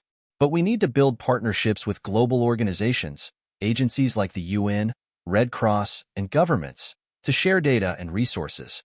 Kai, always thinking about logistics and infrastructure, added, "And we need to ensure that our vehicles can operate in every environment, whether it's urban, rural, or remote. Each area has unique challenges. Maybe we could build smaller, more nimble vehicles that can operate in urban settings, while larger ones are deployed in more extreme environments." Elon's gaze swept over his children, the pride in his heart evident. They weren't just following in his footsteps, they were surpassing him, taking the core vision of the project and pushing it into realms he hadn't even considered. The family had already made incredible strides, but one of the key lessons they had learned through this process was that technology alone wasn't enough. It had to be paired with a deep sense of social responsibility and an understanding of the broader impact it would have on the world. Elon had always believed that technology should benefit humanity, not just make life more convenient or profitable. But the family's journey had proven that a truly transformative project required more than just good intentions. It required collaboration, a constant feedback loop, and the humility to acknowledge when things went wrong. They were dealing with lives, human lives, and that responsibility had never been more apparent. One of the hardest lessons had been learning how to navigate government regulations and public opinion. Even the most cutting-edge technologies could face resistance, especially when it came to deploying them in disaster-stricken areas where every second counted. Elon's history with skepticism, particularly from governments and regulatory bodies, had taught him how important it was to build trust with those in power.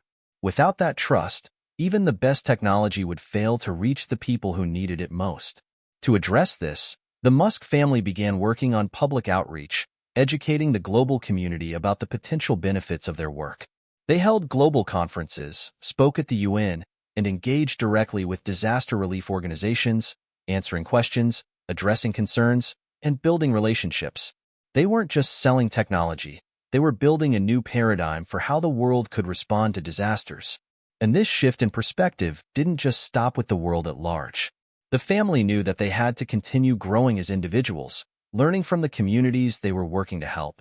The technology was valuable, but without a deep understanding of the people it was meant to serve, it would never reach its full potential. In the midst of their global success, Elon's children realized something crucial. If they were to truly change the world, they had to inspire a new generation of innovators who could continue the work they had started. Education, they realized, was the key to ensuring that their legacy wasn't a flash in the pan, but a continuous ripple that would impact generations to come. The family began developing educational programs focused on innovation, disaster preparedness, and sustainability. They worked with universities and tech incubators to create scholarships for young engineers, scientists, and logisticians who shared their vision. XAEA 12, having become a popular speaker on the topic, took the lead on inspiring younger minds. We need to teach young people not just how to solve problems, but how to ask the right questions, X said during a lecture at a global technology conference. We need to equip them with the tools to think critically and creatively, to look at the world's problems and see solutions where others see only obstacles. Saxon and Kai developed hands-on learning experiences, partnering with local schools to offer immersive educational programs about engineering, robotics, and disaster relief. It wasn't just about passing on knowledge. It was about giving young people the opportunity to shape the future in their own way. As their outreach programs began to take off, something unexpected began to happen. The Musk family's mission began to spark a global shift in how people thought about innovation.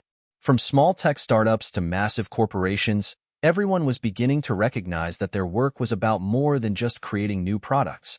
It was about creating systems that could address humanity's greatest challenges. Companies began investing in technologies for disaster relief, environmental sustainability, and humanitarian aid. Governments began adjusting their policies to integrate more technology into disaster response, not just as a response mechanism, but as a preventative measure. A new wave of interest in tech-for-good initiatives began to take hold, and the Musk family's vision became a driving force behind this movement. But despite all the success, Elon knew that the road ahead would never be smooth. There would always be new challenges to face, new crises to respond to, and new hurdles to overcome. The future of technology and innovation was never guaranteed. It would always be a work in progress. One evening, as they all gathered together for a quiet dinner after a long day of meetings, Elon looked at his children with a sense of deep fulfillment. They had come so far, accomplished so much, but there was something even more important than all the success. They had found a purpose, a shared vision that transcended their individual dreams. "You've all exceeded anything I could have imagined," Elon said, his voice soft but full of pride. "I've always believed in the power of technology to change the world. But you've shown me something even more powerful, the power of a united family, working together toward a common goal." XAEA 12 smiled, his expression thoughtful. "It's not just about building things, Dad. It's about building the future. And that's something we can all do, together." As they sat in the glow of their shared success, it was clear. The Musk family had not only created a new chapter in the world's history, but they had also set the stage for the next generation of innovators who would carry the torch forward. And that torch, lit by the fire of their passion and dedication, would continue to burn brightly for years to come. The Musk family had accomplished something extraordinary. Their technology was already saving lives, and their ideas were transforming the landscape of global disaster response. But as they reflected on their achievements, one crucial element became glaringly obvious. Their mission couldn't succeed unless they expanded their reach further and integrated their solutions on a global scale. It was no longer just about building groundbreaking vehicles or cutting-edge technology. It was about creating a vast, interconnected network of organizations, governments, corporations, and individuals all working toward the same goal: making the world a safer, more resilient place. The technology had evolved from a simple, autonomous vehicle into an entire ecosystem of solutions: smart vehicles, AI-powered logistics systems, renewable energy sources, and real-time disaster data-sharing networks. The family had successfully demonstrated that innovation, when combined with social responsibility, could change the way the world responded to crises. But the next chapter in their journey was about to begin. A chapter that would see them scale their vision and create the kind of global infrastructure that would ensure long-lasting impact. Elon sat in a conference room, staring at the holographic display of a world map. Lines crisscrossed the globe, connecting disaster-prone areas with response hubs, renewable energy sources, and vehicle dispatch centers. This wasn't just a map. It was the foundation of what they envisioned as a global network, one that would ensure that disaster response was faster, more effective, and more sustainable. This is the future, Elon said, pointing to the display. We need to create a global network that allows us to coordinate and deploy resources quickly, no matter where in the world a disaster strikes. We're not just building vehicles, we're building an entire infrastructure that can seamlessly respond to crises on a global scale. His children sat around the table, deep in thought, their minds already racing with ideas on how to bring this vision to life. Kai, with his knack for logistics, was the first to speak. If we want this network to work, we need a system that can connect all the moving parts: our vehicles, the organizations on the ground, renewable energy stations, and the people who need help. But it has to be more than just a fancy tracking system. It has to be real-time, adaptive, and scalable. XAEA 12, the strategic thinker, added, "The key is partnerships. Governments, NGOs, corporations. We need to create a coalition of organizations that are committed to this cause. Everyone must be on the same page, from the people on the ground who will use the technology to the governments that can authorize the response." Saxon, always thinking long-term, raised a point that hadn't been considered. We also need to focus on education and training. If we're going to build a global network, we need local experts everywhere, people who know their regions, their communities, and their needs. It can't just be about providing technology. It has to be about building local capacity. Elon nodded thoughtfully. You're right. This isn't just about technology or logistics. It's about empowering local communities to lead their own responses, while we provide the tools and resources to back them up. Over the next several months, the Musk family's efforts to build their global network intensified. They began reaching out to governments, NGOs, and large multinational corporations, working to secure partnerships that would allow them to scale their response capabilities. They also worked on building relationships with local organizations in disaster-prone areas, because, as they'd learned over the years, it wasn't enough to just deploy technology. Success depended on a well-coordinated effort that involved everyone, from the highest levels of government to the people on the ground. One of the most exciting developments was a partnership with the United Nations. The UN's Office for the Coordination of Humanitarian Affairs, OCHA, had taken a keen interest in the Musk family's technology, seeing its potential for large-scale disaster relief operations. A major breakthrough came when the UN agreed to integrate Musk's autonomous vehicles into their existing disaster response framework. Imagine this, XAEA 12 said during a meeting with UN officials. You have an emergency in a remote area, maybe a flood or a wildfire. Instead of waiting for days or weeks for a response team to arrive, our network can deploy vehicles pre-positioned in nearby hubs, which can move quickly and autonomously to provide immediate relief. It's like having an army of robots ready to respond at a moment's notice. The UN officials were impressed, but they also raised a crucial point. For this to work, it needed to be a joint effort. They needed to share data in real time, coordinate resources, and ensure that the vehicles could communicate with all other emergency response systems. It's not just about the technology, one UN official said. It's about creating an ecosystem of collaboration where governments, humanitarian organizations, and tech innovators work in harmony to tackle crises together. Elon's family immediately got to work on building that ecosystem. They liaised with governments around the world, negotiating deals and setting up response stations in key regions. They also began working with tech companies to ensure their vehicles could seamlessly integrate into other response technologies, like drones, satellite imaging, and on-the-ground communication systems. The challenge was immense, but the Musk family had one thing going for them: a relentless commitment to a shared vision. Every challenge they faced became an opportunity to refine their strategy, making sure that every part of the global network worked in tandem. One of the unexpected outcomes of their growing network was the ripple effect it had on communities. The Musk family's focus on local empowerment, training local experts, collaborating with community organizations, and ensuring that resources were available, began to create a grassroots movement for disaster resilience. Local communities, once dependent on external aid, began to develop the skills and infrastructure to respond to crises on their own. Saxon had worked tirelessly on a program that trained local engineers, logisticians, and emergency responders. These local teams, who were familiar with the unique challenges of their regions, could now deploy Musk's technology to tackle local disasters. The family's approach was holistic. It wasn't just about giving people tools. It was about empowering them to use those tools effectively and sustainably. In regions like Puerto Rico, which had been devastated by Hurricane Maria, the impact was immediately apparent. When Hurricane Dorian made landfall, Musk's vehicles were already in place, ready to spring into action. But it wasn't just the technology that made the difference. It was the fact that local teams, trained in disaster response, knew exactly how to use those vehicles to save lives and assist in rebuilding efforts. The result was a new model of disaster response, one that combined cutting-edge technology with local expertise and global collaboration. It wasn't just a new way to respond to crises. It was a new way to think about resilience. As the family sat together in their office one evening, reviewing the progress they'd made, there was a palpable sense of accomplishment in the room. The global network was growing stronger every day, and their vision of a more connected, resilient world was slowly becoming a reality.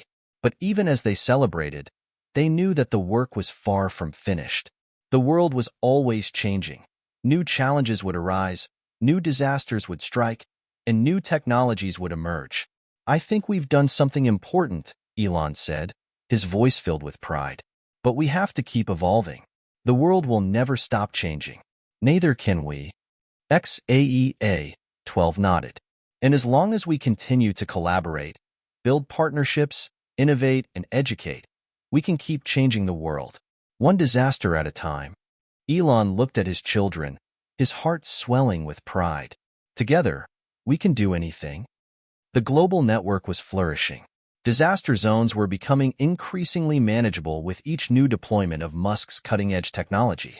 Vehicles were being sent to regions at risk of natural disasters, and local teams had developed into resilient, self-sufficient forces able to handle crises with unprecedented speed. The Musk family's vision was becoming a cornerstone of global emergency response systems. But as they expanded, they began to face unforeseen challenges that would test not only their technology but their resolve, vision, and unity. The first major issue arose when an unprecedented disaster hit the southern Pacific Ocean. A Category 6 hurricane, one of the most powerful storms ever recorded, ravaged the islands of the Philippines, Japan, and Indonesia. The destruction was catastrophic. The floodwaters wiped out entire villages, and the wind flattened cities. Thousands of lives were lost, and many regions were left completely isolated from traditional relief efforts due to damage to infrastructure. Musk's technology was designed for rapid response, but it had never been tested against a storm of this magnitude. The autonomous vehicles, which had performed admirably in previous disasters, faced new obstacles. The floodwaters were so high that even the most rugged terrain vehicles struggled to navigate. The storm had wiped out communication networks, and for a few critical days, it seemed like help might not reach those in need. Elon and his children huddled around a global map in their operations center, the screens flashing with data from the disaster zones. They were in constant contact with local teams, but the situation was dire. The storm's aftermath had broken all previous records, and the data flooding in was confusing and incomplete. Key response hubs were unreachable, and many of their autonomous vehicles had been stalled by the rising waters or forced to return for maintenance. "This is bad," Elon said, his voice uncharacteristically strained as he surveyed the data. His mind raced, trying to process the complexity of the disaster. "Our technology is great for many types of disasters, but we haven't faced anything like this before. We've never had a disaster this widespread, this extreme. We need to think differently." XAEA 12, who had been monitoring the situation with a strategic lens, turned to Elon. "Dad, I think it's time we focus on the heart of the problem. These storms are only going to get worse. We can't just keep reacting. We need to prepare for the future. We need a system that can predict these kinds of disasters, not just respond to them." Elon paused. His children were right. The model they had built, though successful, was reactive, not proactive. They had always focused on responding to the immediate crisis, but they had underestimated the scale and frequency of global challenges. The hurricanes, wildfires, and floods were escalating. Climate change was becoming an undeniable force that could no longer be ignored. "I think we need a new approach," Elon said finally, rubbing his temples. "We've built a great network, but the world is changing faster than we can keep up. We need a global early warning system, something that can give us predictive data and let us act before the worst happens." It became clear to the Musk family that to face the rising tide of natural disasters and the accelerating pace of climate change, they needed to think far beyond the scope of just disaster relief. They needed to build a system capable of identifying at-risk regions before disaster struck, analyzing vast datasets from satellites, weather patterns, and climate models. This was the beginning of their most ambitious project yet, a global early warning system, GWS. The GWS would not only track and predict disasters, but also alert the network of vehicles, teams, and resources well in advance, enabling them to mobilize faster and with greater precision. The system would utilize AI-driven algorithms to analyze data from around the world, weather patterns, seismic activity, and ocean temperatures, and use that data to predict where and when the next crisis might occur. It would be an evolution of the network they had built, a proactive and anticipatory model instead of a reactive one. The idea was revolutionary, but it was also daunting. The data required to build such a system was vast and complex.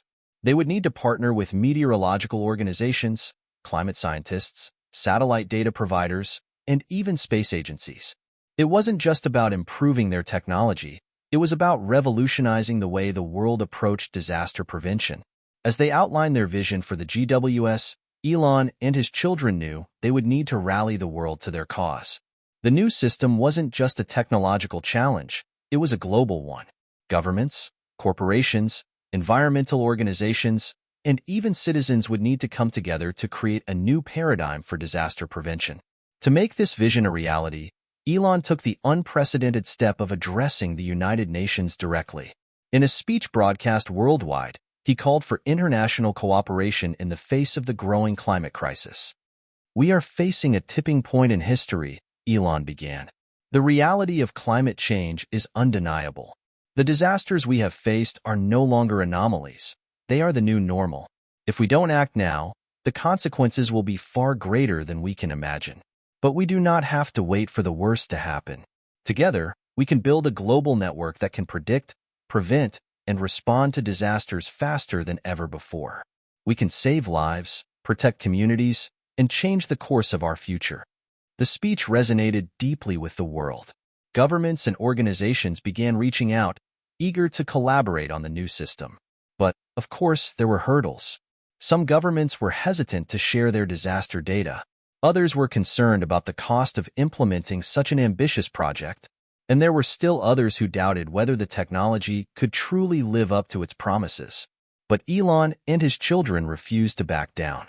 They had already seen the power of their collaborative approach.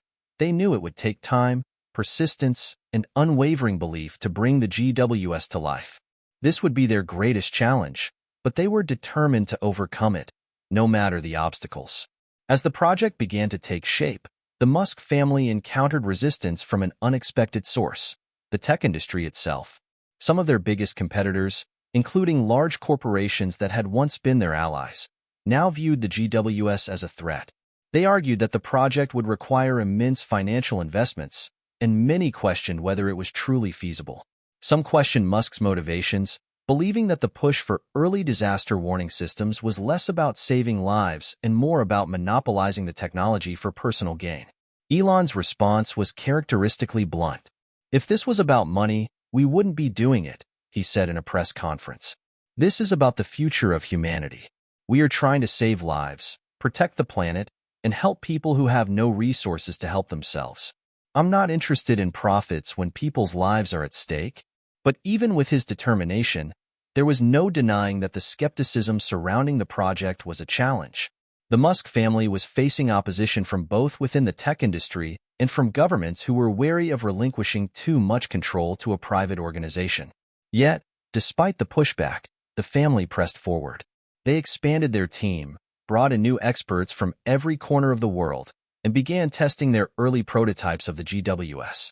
The technology itself was proving to be groundbreaking, but the most difficult task was creating the global collaboration needed to make it work.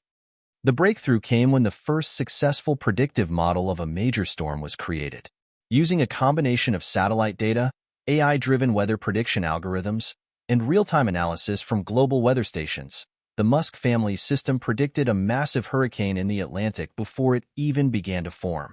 By sharing this information with governments and disaster relief organizations, they were able to mobilize resources, evacuate citizens, and deploy their vehicles in advance of the storm.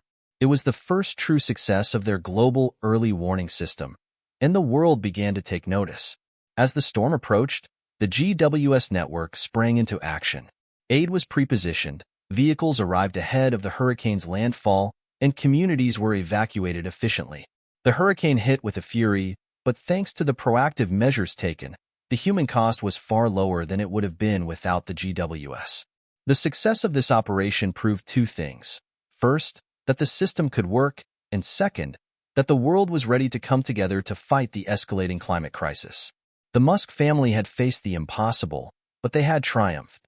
They had shown the world that disaster response didn't have to be reactive. It could be proactive, and it could save lives. The success of the Global Early Warning System, GWS, was nothing short of revolutionary. It demonstrated that disaster response could be not only reactive but proactive, saving countless lives and preventing devastation. However, as the Musk family moved forward with their global vision, they faced an entirely new challenge: how to unite the world's diverse governments, corporations, and organizations under one common goal. Building a global system that required immense collaboration wasn't just about technology. It was about creating a shared understanding of the importance of prevention and resilience. The GWS had worked, but to scale it globally, to create a network that could monitor, predict, and mitigate disasters in real time, required something far more difficult: unity. Elon sat in a boardroom with his children and a team of global leaders. They were gathered at a summit in Geneva, where discussions on the future of global cooperation were at a critical juncture. Over the past few months, the GWS had demonstrated its ability to save lives and mitigate damages.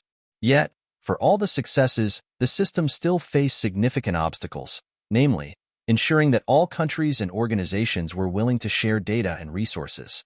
"We've shown that it works," Elon began, addressing the assembled leaders. "Now it's time to scale. We can't do this alone, and we can't afford to let borders, political agendas, or skepticism get in the way. The world is facing a crisis that doesn't care about who's in charge of what country. We need to unite. It's the only way to succeed."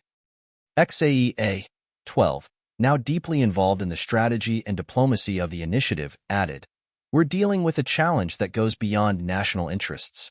The longer we wait, the more lives will be lost. We need a binding agreement, a coalition of the willing, that can work together to prevent the worst from happening."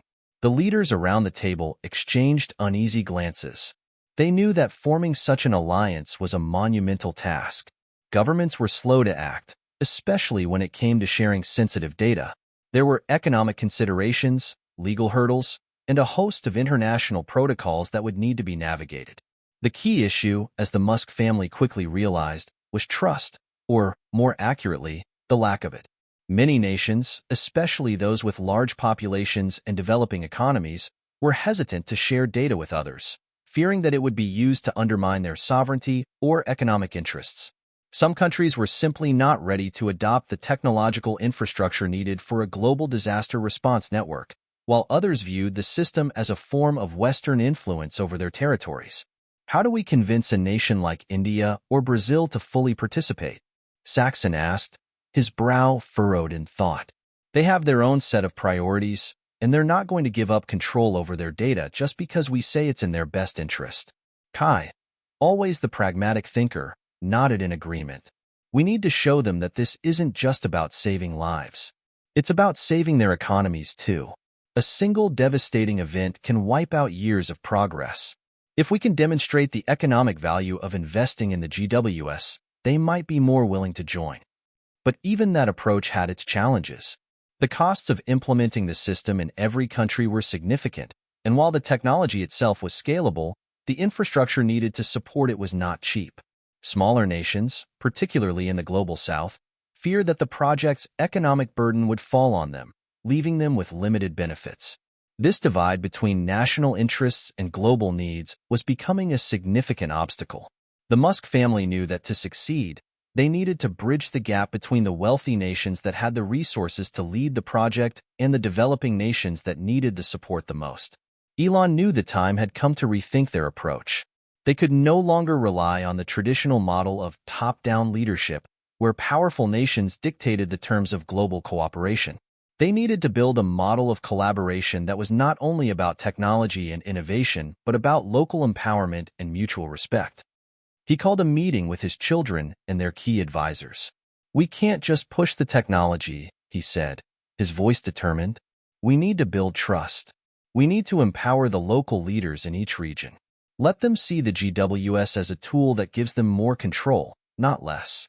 XAEA 12, whose role had evolved into one of a mediator between countries and organizations, leaned forward. "If we shift the narrative from one of US versus them to we all have a stake in this, we can begin to create a sense of shared ownership. That means working with local governments, not just dictating solutions. And it means investing in local capacity building so they can use the technology in ways that are relevant to their specific needs." Saxon suggested they focus on education and training. "We need to create localized training programs that teach people in each country how to use and maintain the GWS system. If people feel ownership over the technology, they'll be more likely to trust it and adopt it." With this new strategy in mind, the Musk family began to work with international organizations like the World Bank and the UN to create a financing structure that would provide support for developing countries. The goal was to ensure that nations of all economic sizes could participate in the initiative without shouldering an undue burden. It wasn't long before the first breakthrough came. At a subsequent UN climate summit, a significant agreement was reached. The Musk family, with the help of strategic partners and local governments, had negotiated a comprehensive global deal. In essence, it was a framework that allowed countries to contribute to the GWS according to their means while ensuring that the benefits were equally shared. For the first time, nations like Brazil, India, and Indonesia, which had initially been hesitant, signed on to the initiative. The agreement included financial aid packages, technology sharing agreements, and a commitment to creating local task forces trained to use and manage the GWS technology. The deal also included provisions for greater climate cooperation, ensuring that climate action wasn't just about disaster response, but about long-term sustainability. It was clear that the success of the GWS was just the beginning. This new global alliance would focus on combating the root causes of climate change while using technology to mitigate its worst effects. As the global coalition began to take shape, Elon and his family saw the first signs of a new world order, a world in which nations, companies, and individuals worked together to solve problems that were too big for any one group to tackle alone. It was no longer a question of whether the GWS could work. It was a question of how quickly it could scale and how deeply it could integrate into every facet of global governance. The breakthrough at the UN summit was a turning point. It not only validated the Musk family's vision for a global disaster response network, but it also set the stage for a new era of collaboration and shared responsibility. It was clear that, in the face of climate change and rising global threats, cooperation, not competition, was the key to survival. Elon, ever the visionary, turned to his children and said, "This is just the beginning. We've shown the world what's possible when we work together. Now, let's make sure we don't just respond to crises, but prevent them from happening in the first place." As the Musk family's global early warning system, GWS, expanded, it became clear that technology alone wasn't enough. Yes, their system was saving lives and protecting economies, but something was missing, a crucial, irreplaceable part of the equation: human stories. Behind every data point, every prediction, and every life saved, there were real people, families, and communities affected by the technology. The GWS had begun to operate in over 100 countries, providing early warnings and disaster relief to places that had previously been left vulnerable. As the system grew, Elon and his children began to realize that to truly understand the impact of their work, they needed to connect with the people who were directly benefiting from the technology. They needed to hear their stories. In early 2026, a massive typhoon hit the central Philippines, threatening one of the most densely populated regions in the country. The GWS had predicted the storm weeks in advance, giving local governments ample time to prepare. Emergency crews were dispatched early, and evacuation plans were set in motion. However, the success of the evacuation plan wasn't just a result of the technology. It was the local leaders, the families, and the volunteers who made it work. One of the local coordinators, Maria Santiago, had worked tirelessly with her community to ensure everyone received the alert in time and knew where to go. Maria's story became a turning point for Elon. During a visit to the Philippines to see the system in action, he met Maria and her family. Sitting in their modest home, he heard how Maria, who had been trained on the GWS system, led her village to safety, coordinating with the tech teams and first responders. "I didn't just send out alerts," Maria told Elon. "I made sure my neighbors knew they could rely on the system, but more importantly, I made sure they knew they had each other. When we saw the floodwaters coming, it wasn't the technology that saved us. It was the strength of the people." Her story was a reminder that technology was only one part of the solution. The human element, communication, trust, and community, was what made the technology truly effective. In India, the GWS had already saved thousands of lives during monsoon season, as the system was able to predict flooding before it reached dangerous levels. However, the technology faced its greatest test in the drought-stricken regions of Rajasthan. In one small village, there was a man named Raj Patel who had spent his life as a farmer. When the GWS alerted him and his fellow farmers about an impending water crisis, Raj knew that the solution wasn't simply waiting for the rain to come. It was about taking action. The technology provided the alert, but it was Raj's leadership that turned the warning into action. "I knew that the water would dry up soon," Raj explained when Elon visited the village. "But I also knew that the water table was running low, and if we didn't act, we'd lose everything." The GWS told us when the worst was coming, but it was the community's spirit that saved us. We worked together to set up water conservation systems, and our children even helped plant trees to reduce soil erosion. Raj's story showed that the GWS wasn't just a tool for responding to emergencies. It was a catalyst for change, helping people become more resilient in the face of climate challenges. By making early warnings part of the community's decision-making process, the technology helped people adapt and take action before the crisis escalated. In the heart of the American Midwest, the GWS was used to predict wildfires, extreme heat waves, and flooding that had become more frequent in recent years. But it wasn't just the technology that made the difference. It was the way that local communities had learned to respond to it. In Kansas, for example, a farm family led by Ben and Emma Johnson had become pioneers in using the system to protect their crops and livestock. When a severe heat wave was forecasted by the GWS, the Johnsons used the data to prepare their farm in advance. Ben, a former tech skeptic, said, "At first, I didn't trust it. I thought, how can a computer tell me what's going to happen on my farm? But when we got that first heat wave alert, we adjusted our irrigation system and set up shade for the cattle. And it worked. We didn't lose half our crops like we did the year before." Emma added, "It's not just the technology. It's the way that we've learned to use it as a tool. We know our land better than anyone else, but now, with the GWS, we've got the information we need to make better decisions." Their story illustrated a key aspect of the Musk family's vision, that technology should empower people to make informed decisions, not replace them. By giving farmers and local communities access to the data they needed, the GWS enabled them to make decisions that saved lives and livelihoods. As Elon and his children traveled to different parts of the world, they began to see firsthand how the GWS was transforming communities. It wasn't just about predicting the next disaster. It was about helping people adapt to a world that was increasingly unpredictable. And it was clear that the most successful implementations of the system were those in which local communities took ownership of the technology and used it to build their own resilience. The stories from the Philippines, India, and Kansas were just a few examples. Across the globe, people were using the GWS not just to survive, but to thrive. They were building stronger communities, making more informed decisions, and preparing for the future in ways that had never been possible before. Elon began to see the bigger picture. What we're doing isn't just about saving lives in the moment, he said, reflecting on the stories he'd heard. It's about creating a new mindset, a mindset where we don't just wait for disasters to strike. We anticipate them and we act.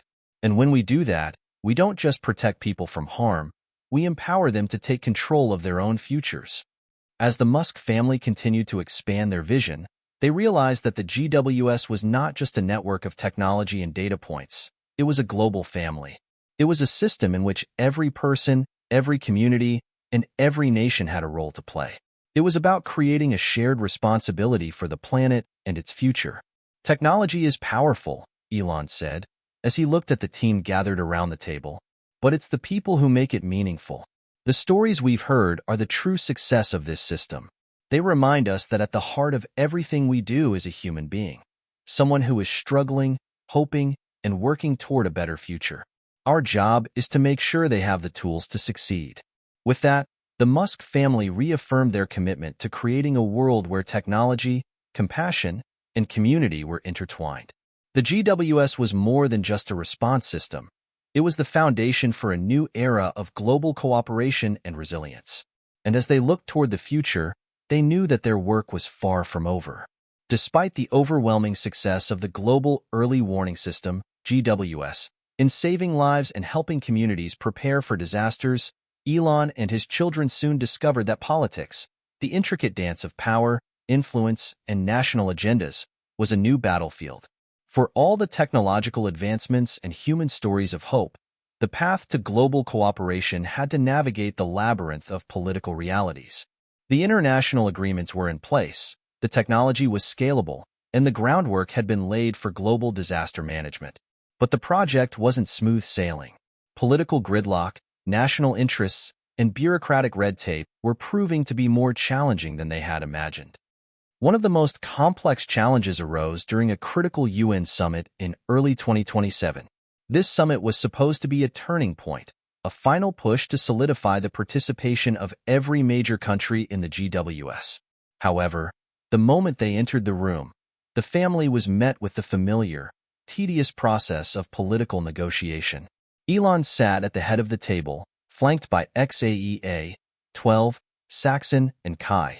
The room was filled with representatives from around the world, heads of state, ministers, and influential diplomats.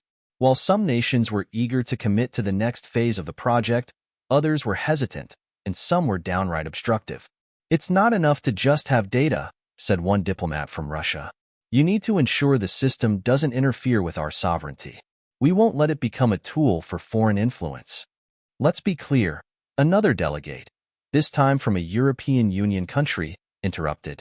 "You're asking us to commit valuable resources and personnel to a global initiative without any guarantee of how we'll benefit. What's in it for us?" Elon could feel the familiar tension rising. He had seen this before, nations prioritizing their immediate political and economic needs over global cooperation. But this time, the stakes were higher. The growing climate crisis demanded immediate action, and the longer they waited, the more lives would be lost. XAEA 12 stood up, her voice calm yet firm. "The question is not whether this system will benefit you. The question is whether you want to wait until a disaster devastates your country, or if you want to be part of a solution that can prevent that. This system is about mutual benefit. We all stand to gain from a world that's more resilient to climate disasters. And we all stand to lose if we continue to let politics prevent action." Her words hung in the air, and for a moment, the room fell silent. The political tug-of-war was exacerbated by the fact that many countries had different priorities. For some, immediate national security concerns took precedence over long-term disaster preparedness. Others were concerned about the economic costs of implementing the system and how they might affect their competitive standing in the global economy. This tension between national interests and the greater good wasn't just an abstract concept, it was playing out in real time. Elon and his children had been operating under the assumption that their technological advancements would drive a swift, unified response. But the reality was that nations were often caught between two powerful forces, the desire to protect their sovereignty and the need to cooperate for mutual survival. Saxon, the most politically savvy of the Musk children, leaned over to Elon and whispered, We need to shift the conversation from a debate about costs to a conversation about risk mitigation. This isn't about spending money. It's about saving lives and reducing future losses. The longer we wait, the more it will cost. Elon nodded. Saxon was right. If they could frame the discussion as a matter of risk management, something that even the most politically motivated leaders understood, it might be possible to break through the gridlock. With the summit dragging on, Elon decided to introduce a new proposal. Instead of focusing on financial contributions or resource sharing, which had been sticking points in the discussions, he suggested an innovative model that leveraged the unique strengths of each country. We don't need to make this a one-size-fits-all solution, Elon said, his voice cutting through the tension. Instead, we need a modular approach that allows each country to contribute in ways that make sense for them. For example, some countries have advanced early warning systems, others have large-scale logistics capabilities, and some have vast expertise in emergency medical responses. Let's create specialized task forces that each nation can lead, with the GWS providing the backbone of data and coordination. This way, we don't impose a universal system. We integrate local solutions into a global network. The room went quiet again. For the first time during the summit, the tone of the discussion shifted. Countries that had previously been reluctant to commit now saw an opportunity to take the lead in areas where they had expertise, while still contributing to the greater good. After hours of negotiation, Elon's proposal was finally accepted. It wasn't perfect, and there were still compromises to be made, but it was a breakthrough. The nations agreed to form specialized task forces under the GWS framework. These task forces would focus on areas like logistics, medical support, and agricultural resilience, allowing each country to contribute based on its strengths. But even more importantly, the summit ended with a unanimous agreement to establish a permanent platform for global collaboration, an international task force that would continuously assess the risks posed by climate change and disaster threats and work to ensure that the GWS was always evolving. For the Musk family, this was a victory not just for technology, but for diplomacy. They had navigated the political labyrinth and emerged with a plan that would allow the world to act as one. It wasn't perfect, but it was progress. In the months following the summit, the Musk family continued to play a pivotal role in facilitating the formation of these task forces. XAEA 12 worked with diplomats and local leaders to set up regional cooperation networks. Saxon helped negotiate new trade agreements to ensure the continued funding of the GWS, and Kai took charge of the technological integration, ensuring that the system could be adapted for local needs without losing its global cohesion. As countries began to implement the new framework, the impact of the GWS became even more apparent. Communities were no longer waiting for disaster to strike. They were actively preparing, building resilience, and collaborating across borders. The technology was now an integral part of their lives, woven into their national and local strategies for dealing with natural disasters. But the political challenges weren't over. There were still countries that were reluctant to fully commit, and there would always be those who saw climate action as a political tool rather than a necessity. The Musk family knew that to maintain progress, they would need to stay vigilant, continuing to bridge the gaps between national interests and the global common good. Elon gathered his children around one evening, looking out over the vast expanse of the Tesla campus. "We've built something incredible," he said, his voice filled with quiet pride. But it's not just about technology. It's about creating a world where people are more united, more prepared, and more resilient. We've got to keep pushing forward, even when the politics get complicated. That's the real challenge. Kai, reflecting on the long road they had traveled, added, "We've seen how quickly change can happen when people come together. But we've also learned that the journey is never over. If we want to create a sustainable future, we have to keep building those bridges, across countries, across cultures, and across generations." Elon smiled, looking at his children. "Exactly. And we've got the right people for the job." As the Musk family navigated the complex geopolitical terrain, the impact of their work with the Global Early Warning System, GWS, started to ripple outward, touching not only the lives of those directly involved, but also the very fabric of humanity. It was clear that while technology could save lives, it was the human element, the empathy, compassion, and shared sense of purpose that would ultimately define the legacy they sought to build. Elon and his children realized that the work they were doing wasn't just about creating the next technological marvel. It was about leaving behind a world that had learned to be kinder, more connected, and more prepared to face its challenges together. But how could they ensure that their work, their innovation, and their successes would truly leave an enduring, positive impact on the future? This question gnawed at them as they faced the next phase of their journey, building a global movement that wasn't just driven by data and technology, but by a deeper commitment to humanity. Elon's vision for the future had always been grand, one of technological advancement and human progress. But as the years passed, he began to realize that technology alone wasn't enough to create a lasting change. The world needed to address the underlying issues that led to crises in the first place: poverty, inequality, and the lack of access to basic needs like clean water, healthcare, and education. Without compassion and collaboration, no system, no matter how advanced, could hope to achieve true success. Elon and his children began to make a concerted effort to weave compassion into the very fabric of their work. They used their platform to amplify the voices of those who had been directly affected by natural disasters, inviting them to share their stories and experiences. Through their involvement in the GWS, they wanted to not only help people survive but also empower them to thrive, mentally, emotionally, and economically. At the same time, they worked tirelessly to bring about systemic change in how disaster relief was approached. Elon and XAEA 12 spearheaded the creation of the Humanitarian Intelligence Network, HIN, a global collaboration that included humanitarian organizations, tech companies, and grassroots community leaders. The goal was to combine cutting-edge data with on-the-ground efforts to provide not just reactive disaster relief, but long-term solutions for communities at risk. One of the first major successes of the Humanitarian Intelligence Network came in 2028, when the system predicted a catastrophic heat wave in southern Europe. While the temperature spikes were expected, the HIN team worked alongside local health departments, environmentalists, and community leaders to address not just the immediate needs of affected populations, but also the broader social issues that exacerbated the crisis. Instead of simply providing temporary relief in the form of water and food, the team focused on the long-term health impacts of extreme heat, setting up cooling centers, providing access to mental health support, and offering job training programs to those who had been displaced.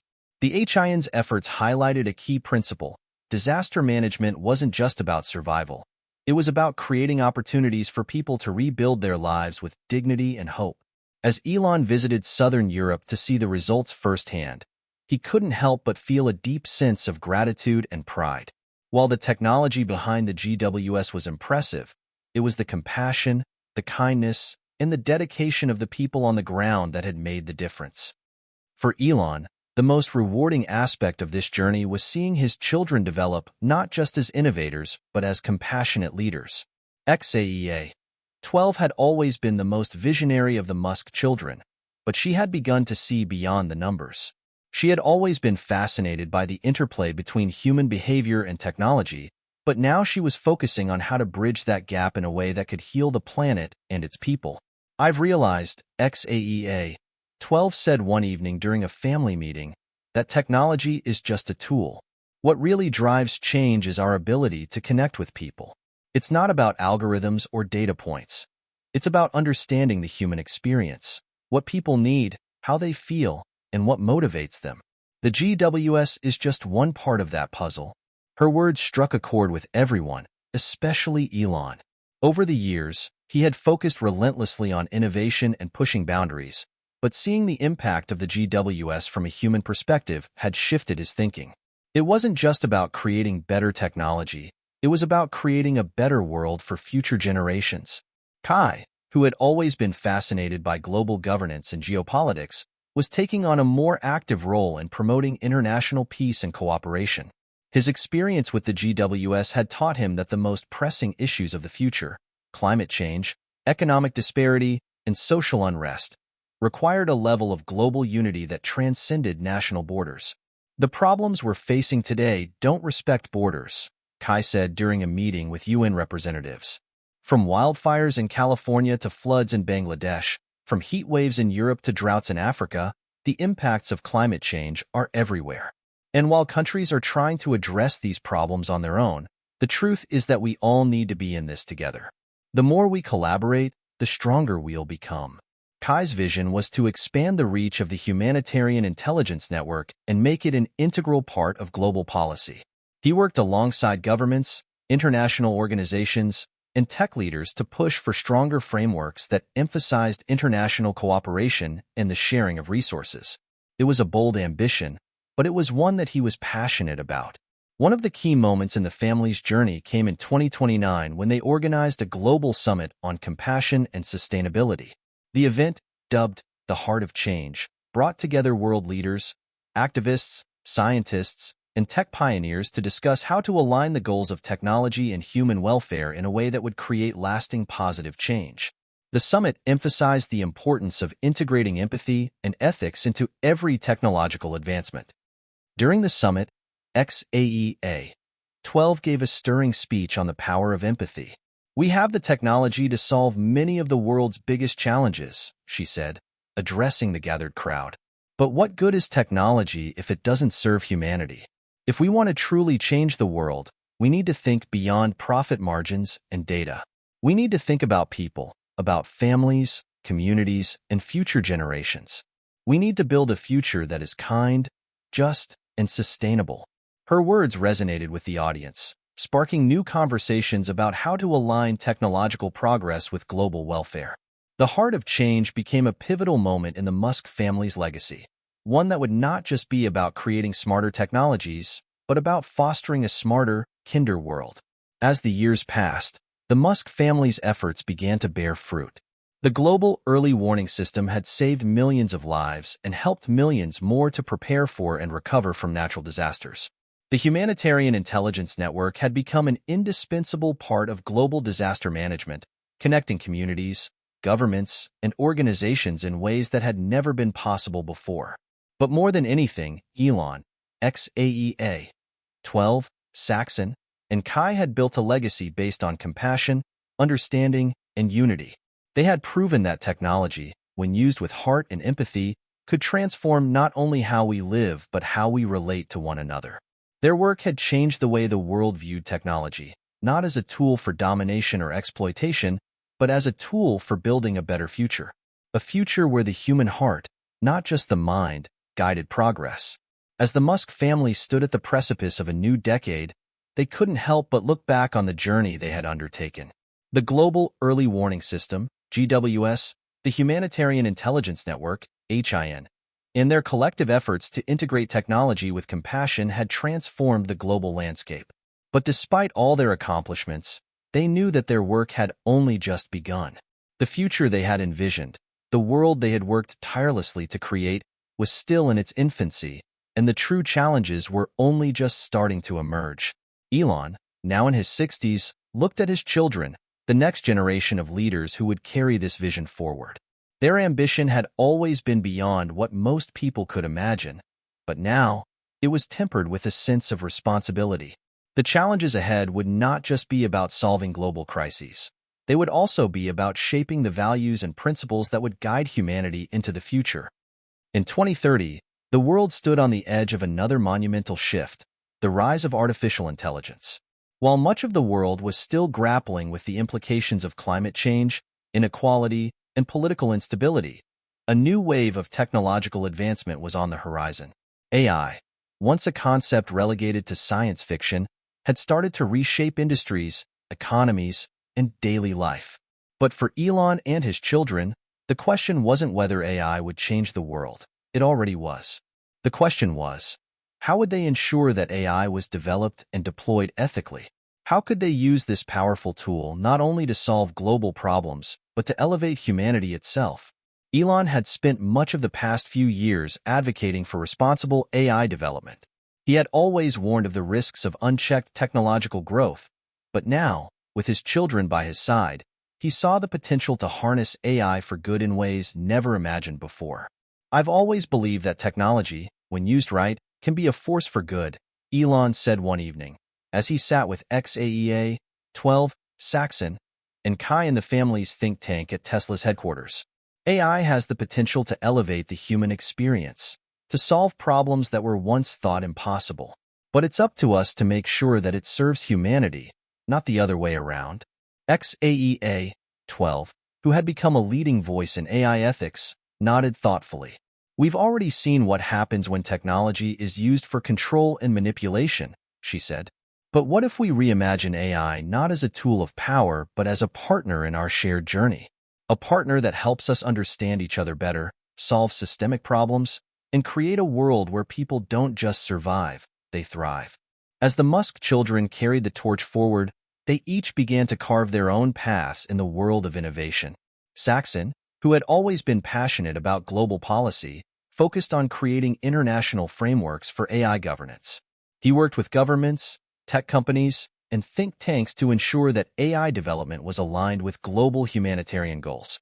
His efforts were aimed at creating a system where AI could be used for good, enhancing education, healthcare, and disaster preparedness on a global scale. Kai, on the other hand, was focused on the integration of AI into everyday life, with an emphasis on sustainability. He partnered with environmental organizations to build AI systems that could help mitigate climate change, optimize energy use, and improve resource distribution. His goal was to create an AI-driven future where technology didn't just serve the economy but worked in harmony with the planet's ecosystems. XAEA 12 continued her work in building ethical frameworks for AI, but she also pushed for the incorporation of empathy and emotional intelligence into machine learning algorithms. If AI can understand us better, it can help us understand each other better, she said in one of her many public speeches. Imagine a world where AI not only helps us solve problems, but also teaches us to be more compassionate and kind. That's the world I want to build. Despite the rapid advancements in AI, the Musk family never lost sight of one simple truth. Humanity had to remain at the center of this technological revolution. As they pushed forward, they made a commitment to ensure that human dignity, creativity, and emotional intelligence remained as crucial as logic and efficiency in the systems they created. We're not just building systems, Elon often reminded his children. We're building a world where people's potential is maximized, where we help each other, and where the planet we call home is respected and cared for. Technology should amplify our humanity, not diminish it. The family knew that for AI to succeed in shaping a better future, it needed to reflect the values that had always driven their work: compassion, innovation, and a relentless pursuit of a better world for all. As much as the Musk family had worked to solve the world's biggest challenges, they also recognized that the true change would come from the next generation, the children who would grow up in a world shaped by these technologies. In 2035, the family launched an educational initiative aimed at teaching young people not just the technical skills they would need to thrive in the AI-driven world, but also the human skills, the empathy, emotional intelligence, and ethical thinking that would guide the future of technology. They partnered with schools, universities, and online platforms to create programs that would give students the tools to shape the future, not just adapt to it. XAEA 12, who had always believed in the power of education to change the world, spearheaded the project. We need to teach our children to think critically, act compassionately, and work collaboratively, she said. The world they will inherit will be more complex than anything we've faced, and they need to be prepared not just to survive, but to lead. The Musk family's journey, from building the GWS to developing AI-driven solutions for the world's biggest challenges, had not only reshaped industries but also redefined what it meant to be human in the age of technology. They had proven that innovation, when combined with empathy, could change the world. But more importantly, they had created a new narrative, one where technology wasn't just a tool for efficiency, but a force for good, driving humanity toward a future of peace, prosperity, and compassion. As Elon looked at his children, now adults, leading their own projects and initiatives, he realized that the true legacy wasn't just in the technologies they had built or the systems they had created. It was in the way they had reimagined the future, a future where humanity and technology coexisted harmoniously, where compassion and innovation walked hand in hand. And as the Musk family continued their work, they knew one thing for certain. The future was not a distant dream. It was being built today, piece by piece, by those who dared to believe in a better tomorrow. What kind of future do you envision with the rise of AI? How can we ensure that technology serves humanity, not the other way around? What role do you think empathy will play in this future? Share your thoughts below, and let's continue the conversation about the world we're building together. Hit subscribe and leave a comment with where you're watching from. This story might just spark a new beginning. What's one thing that always pushes you forward, even when things get tough?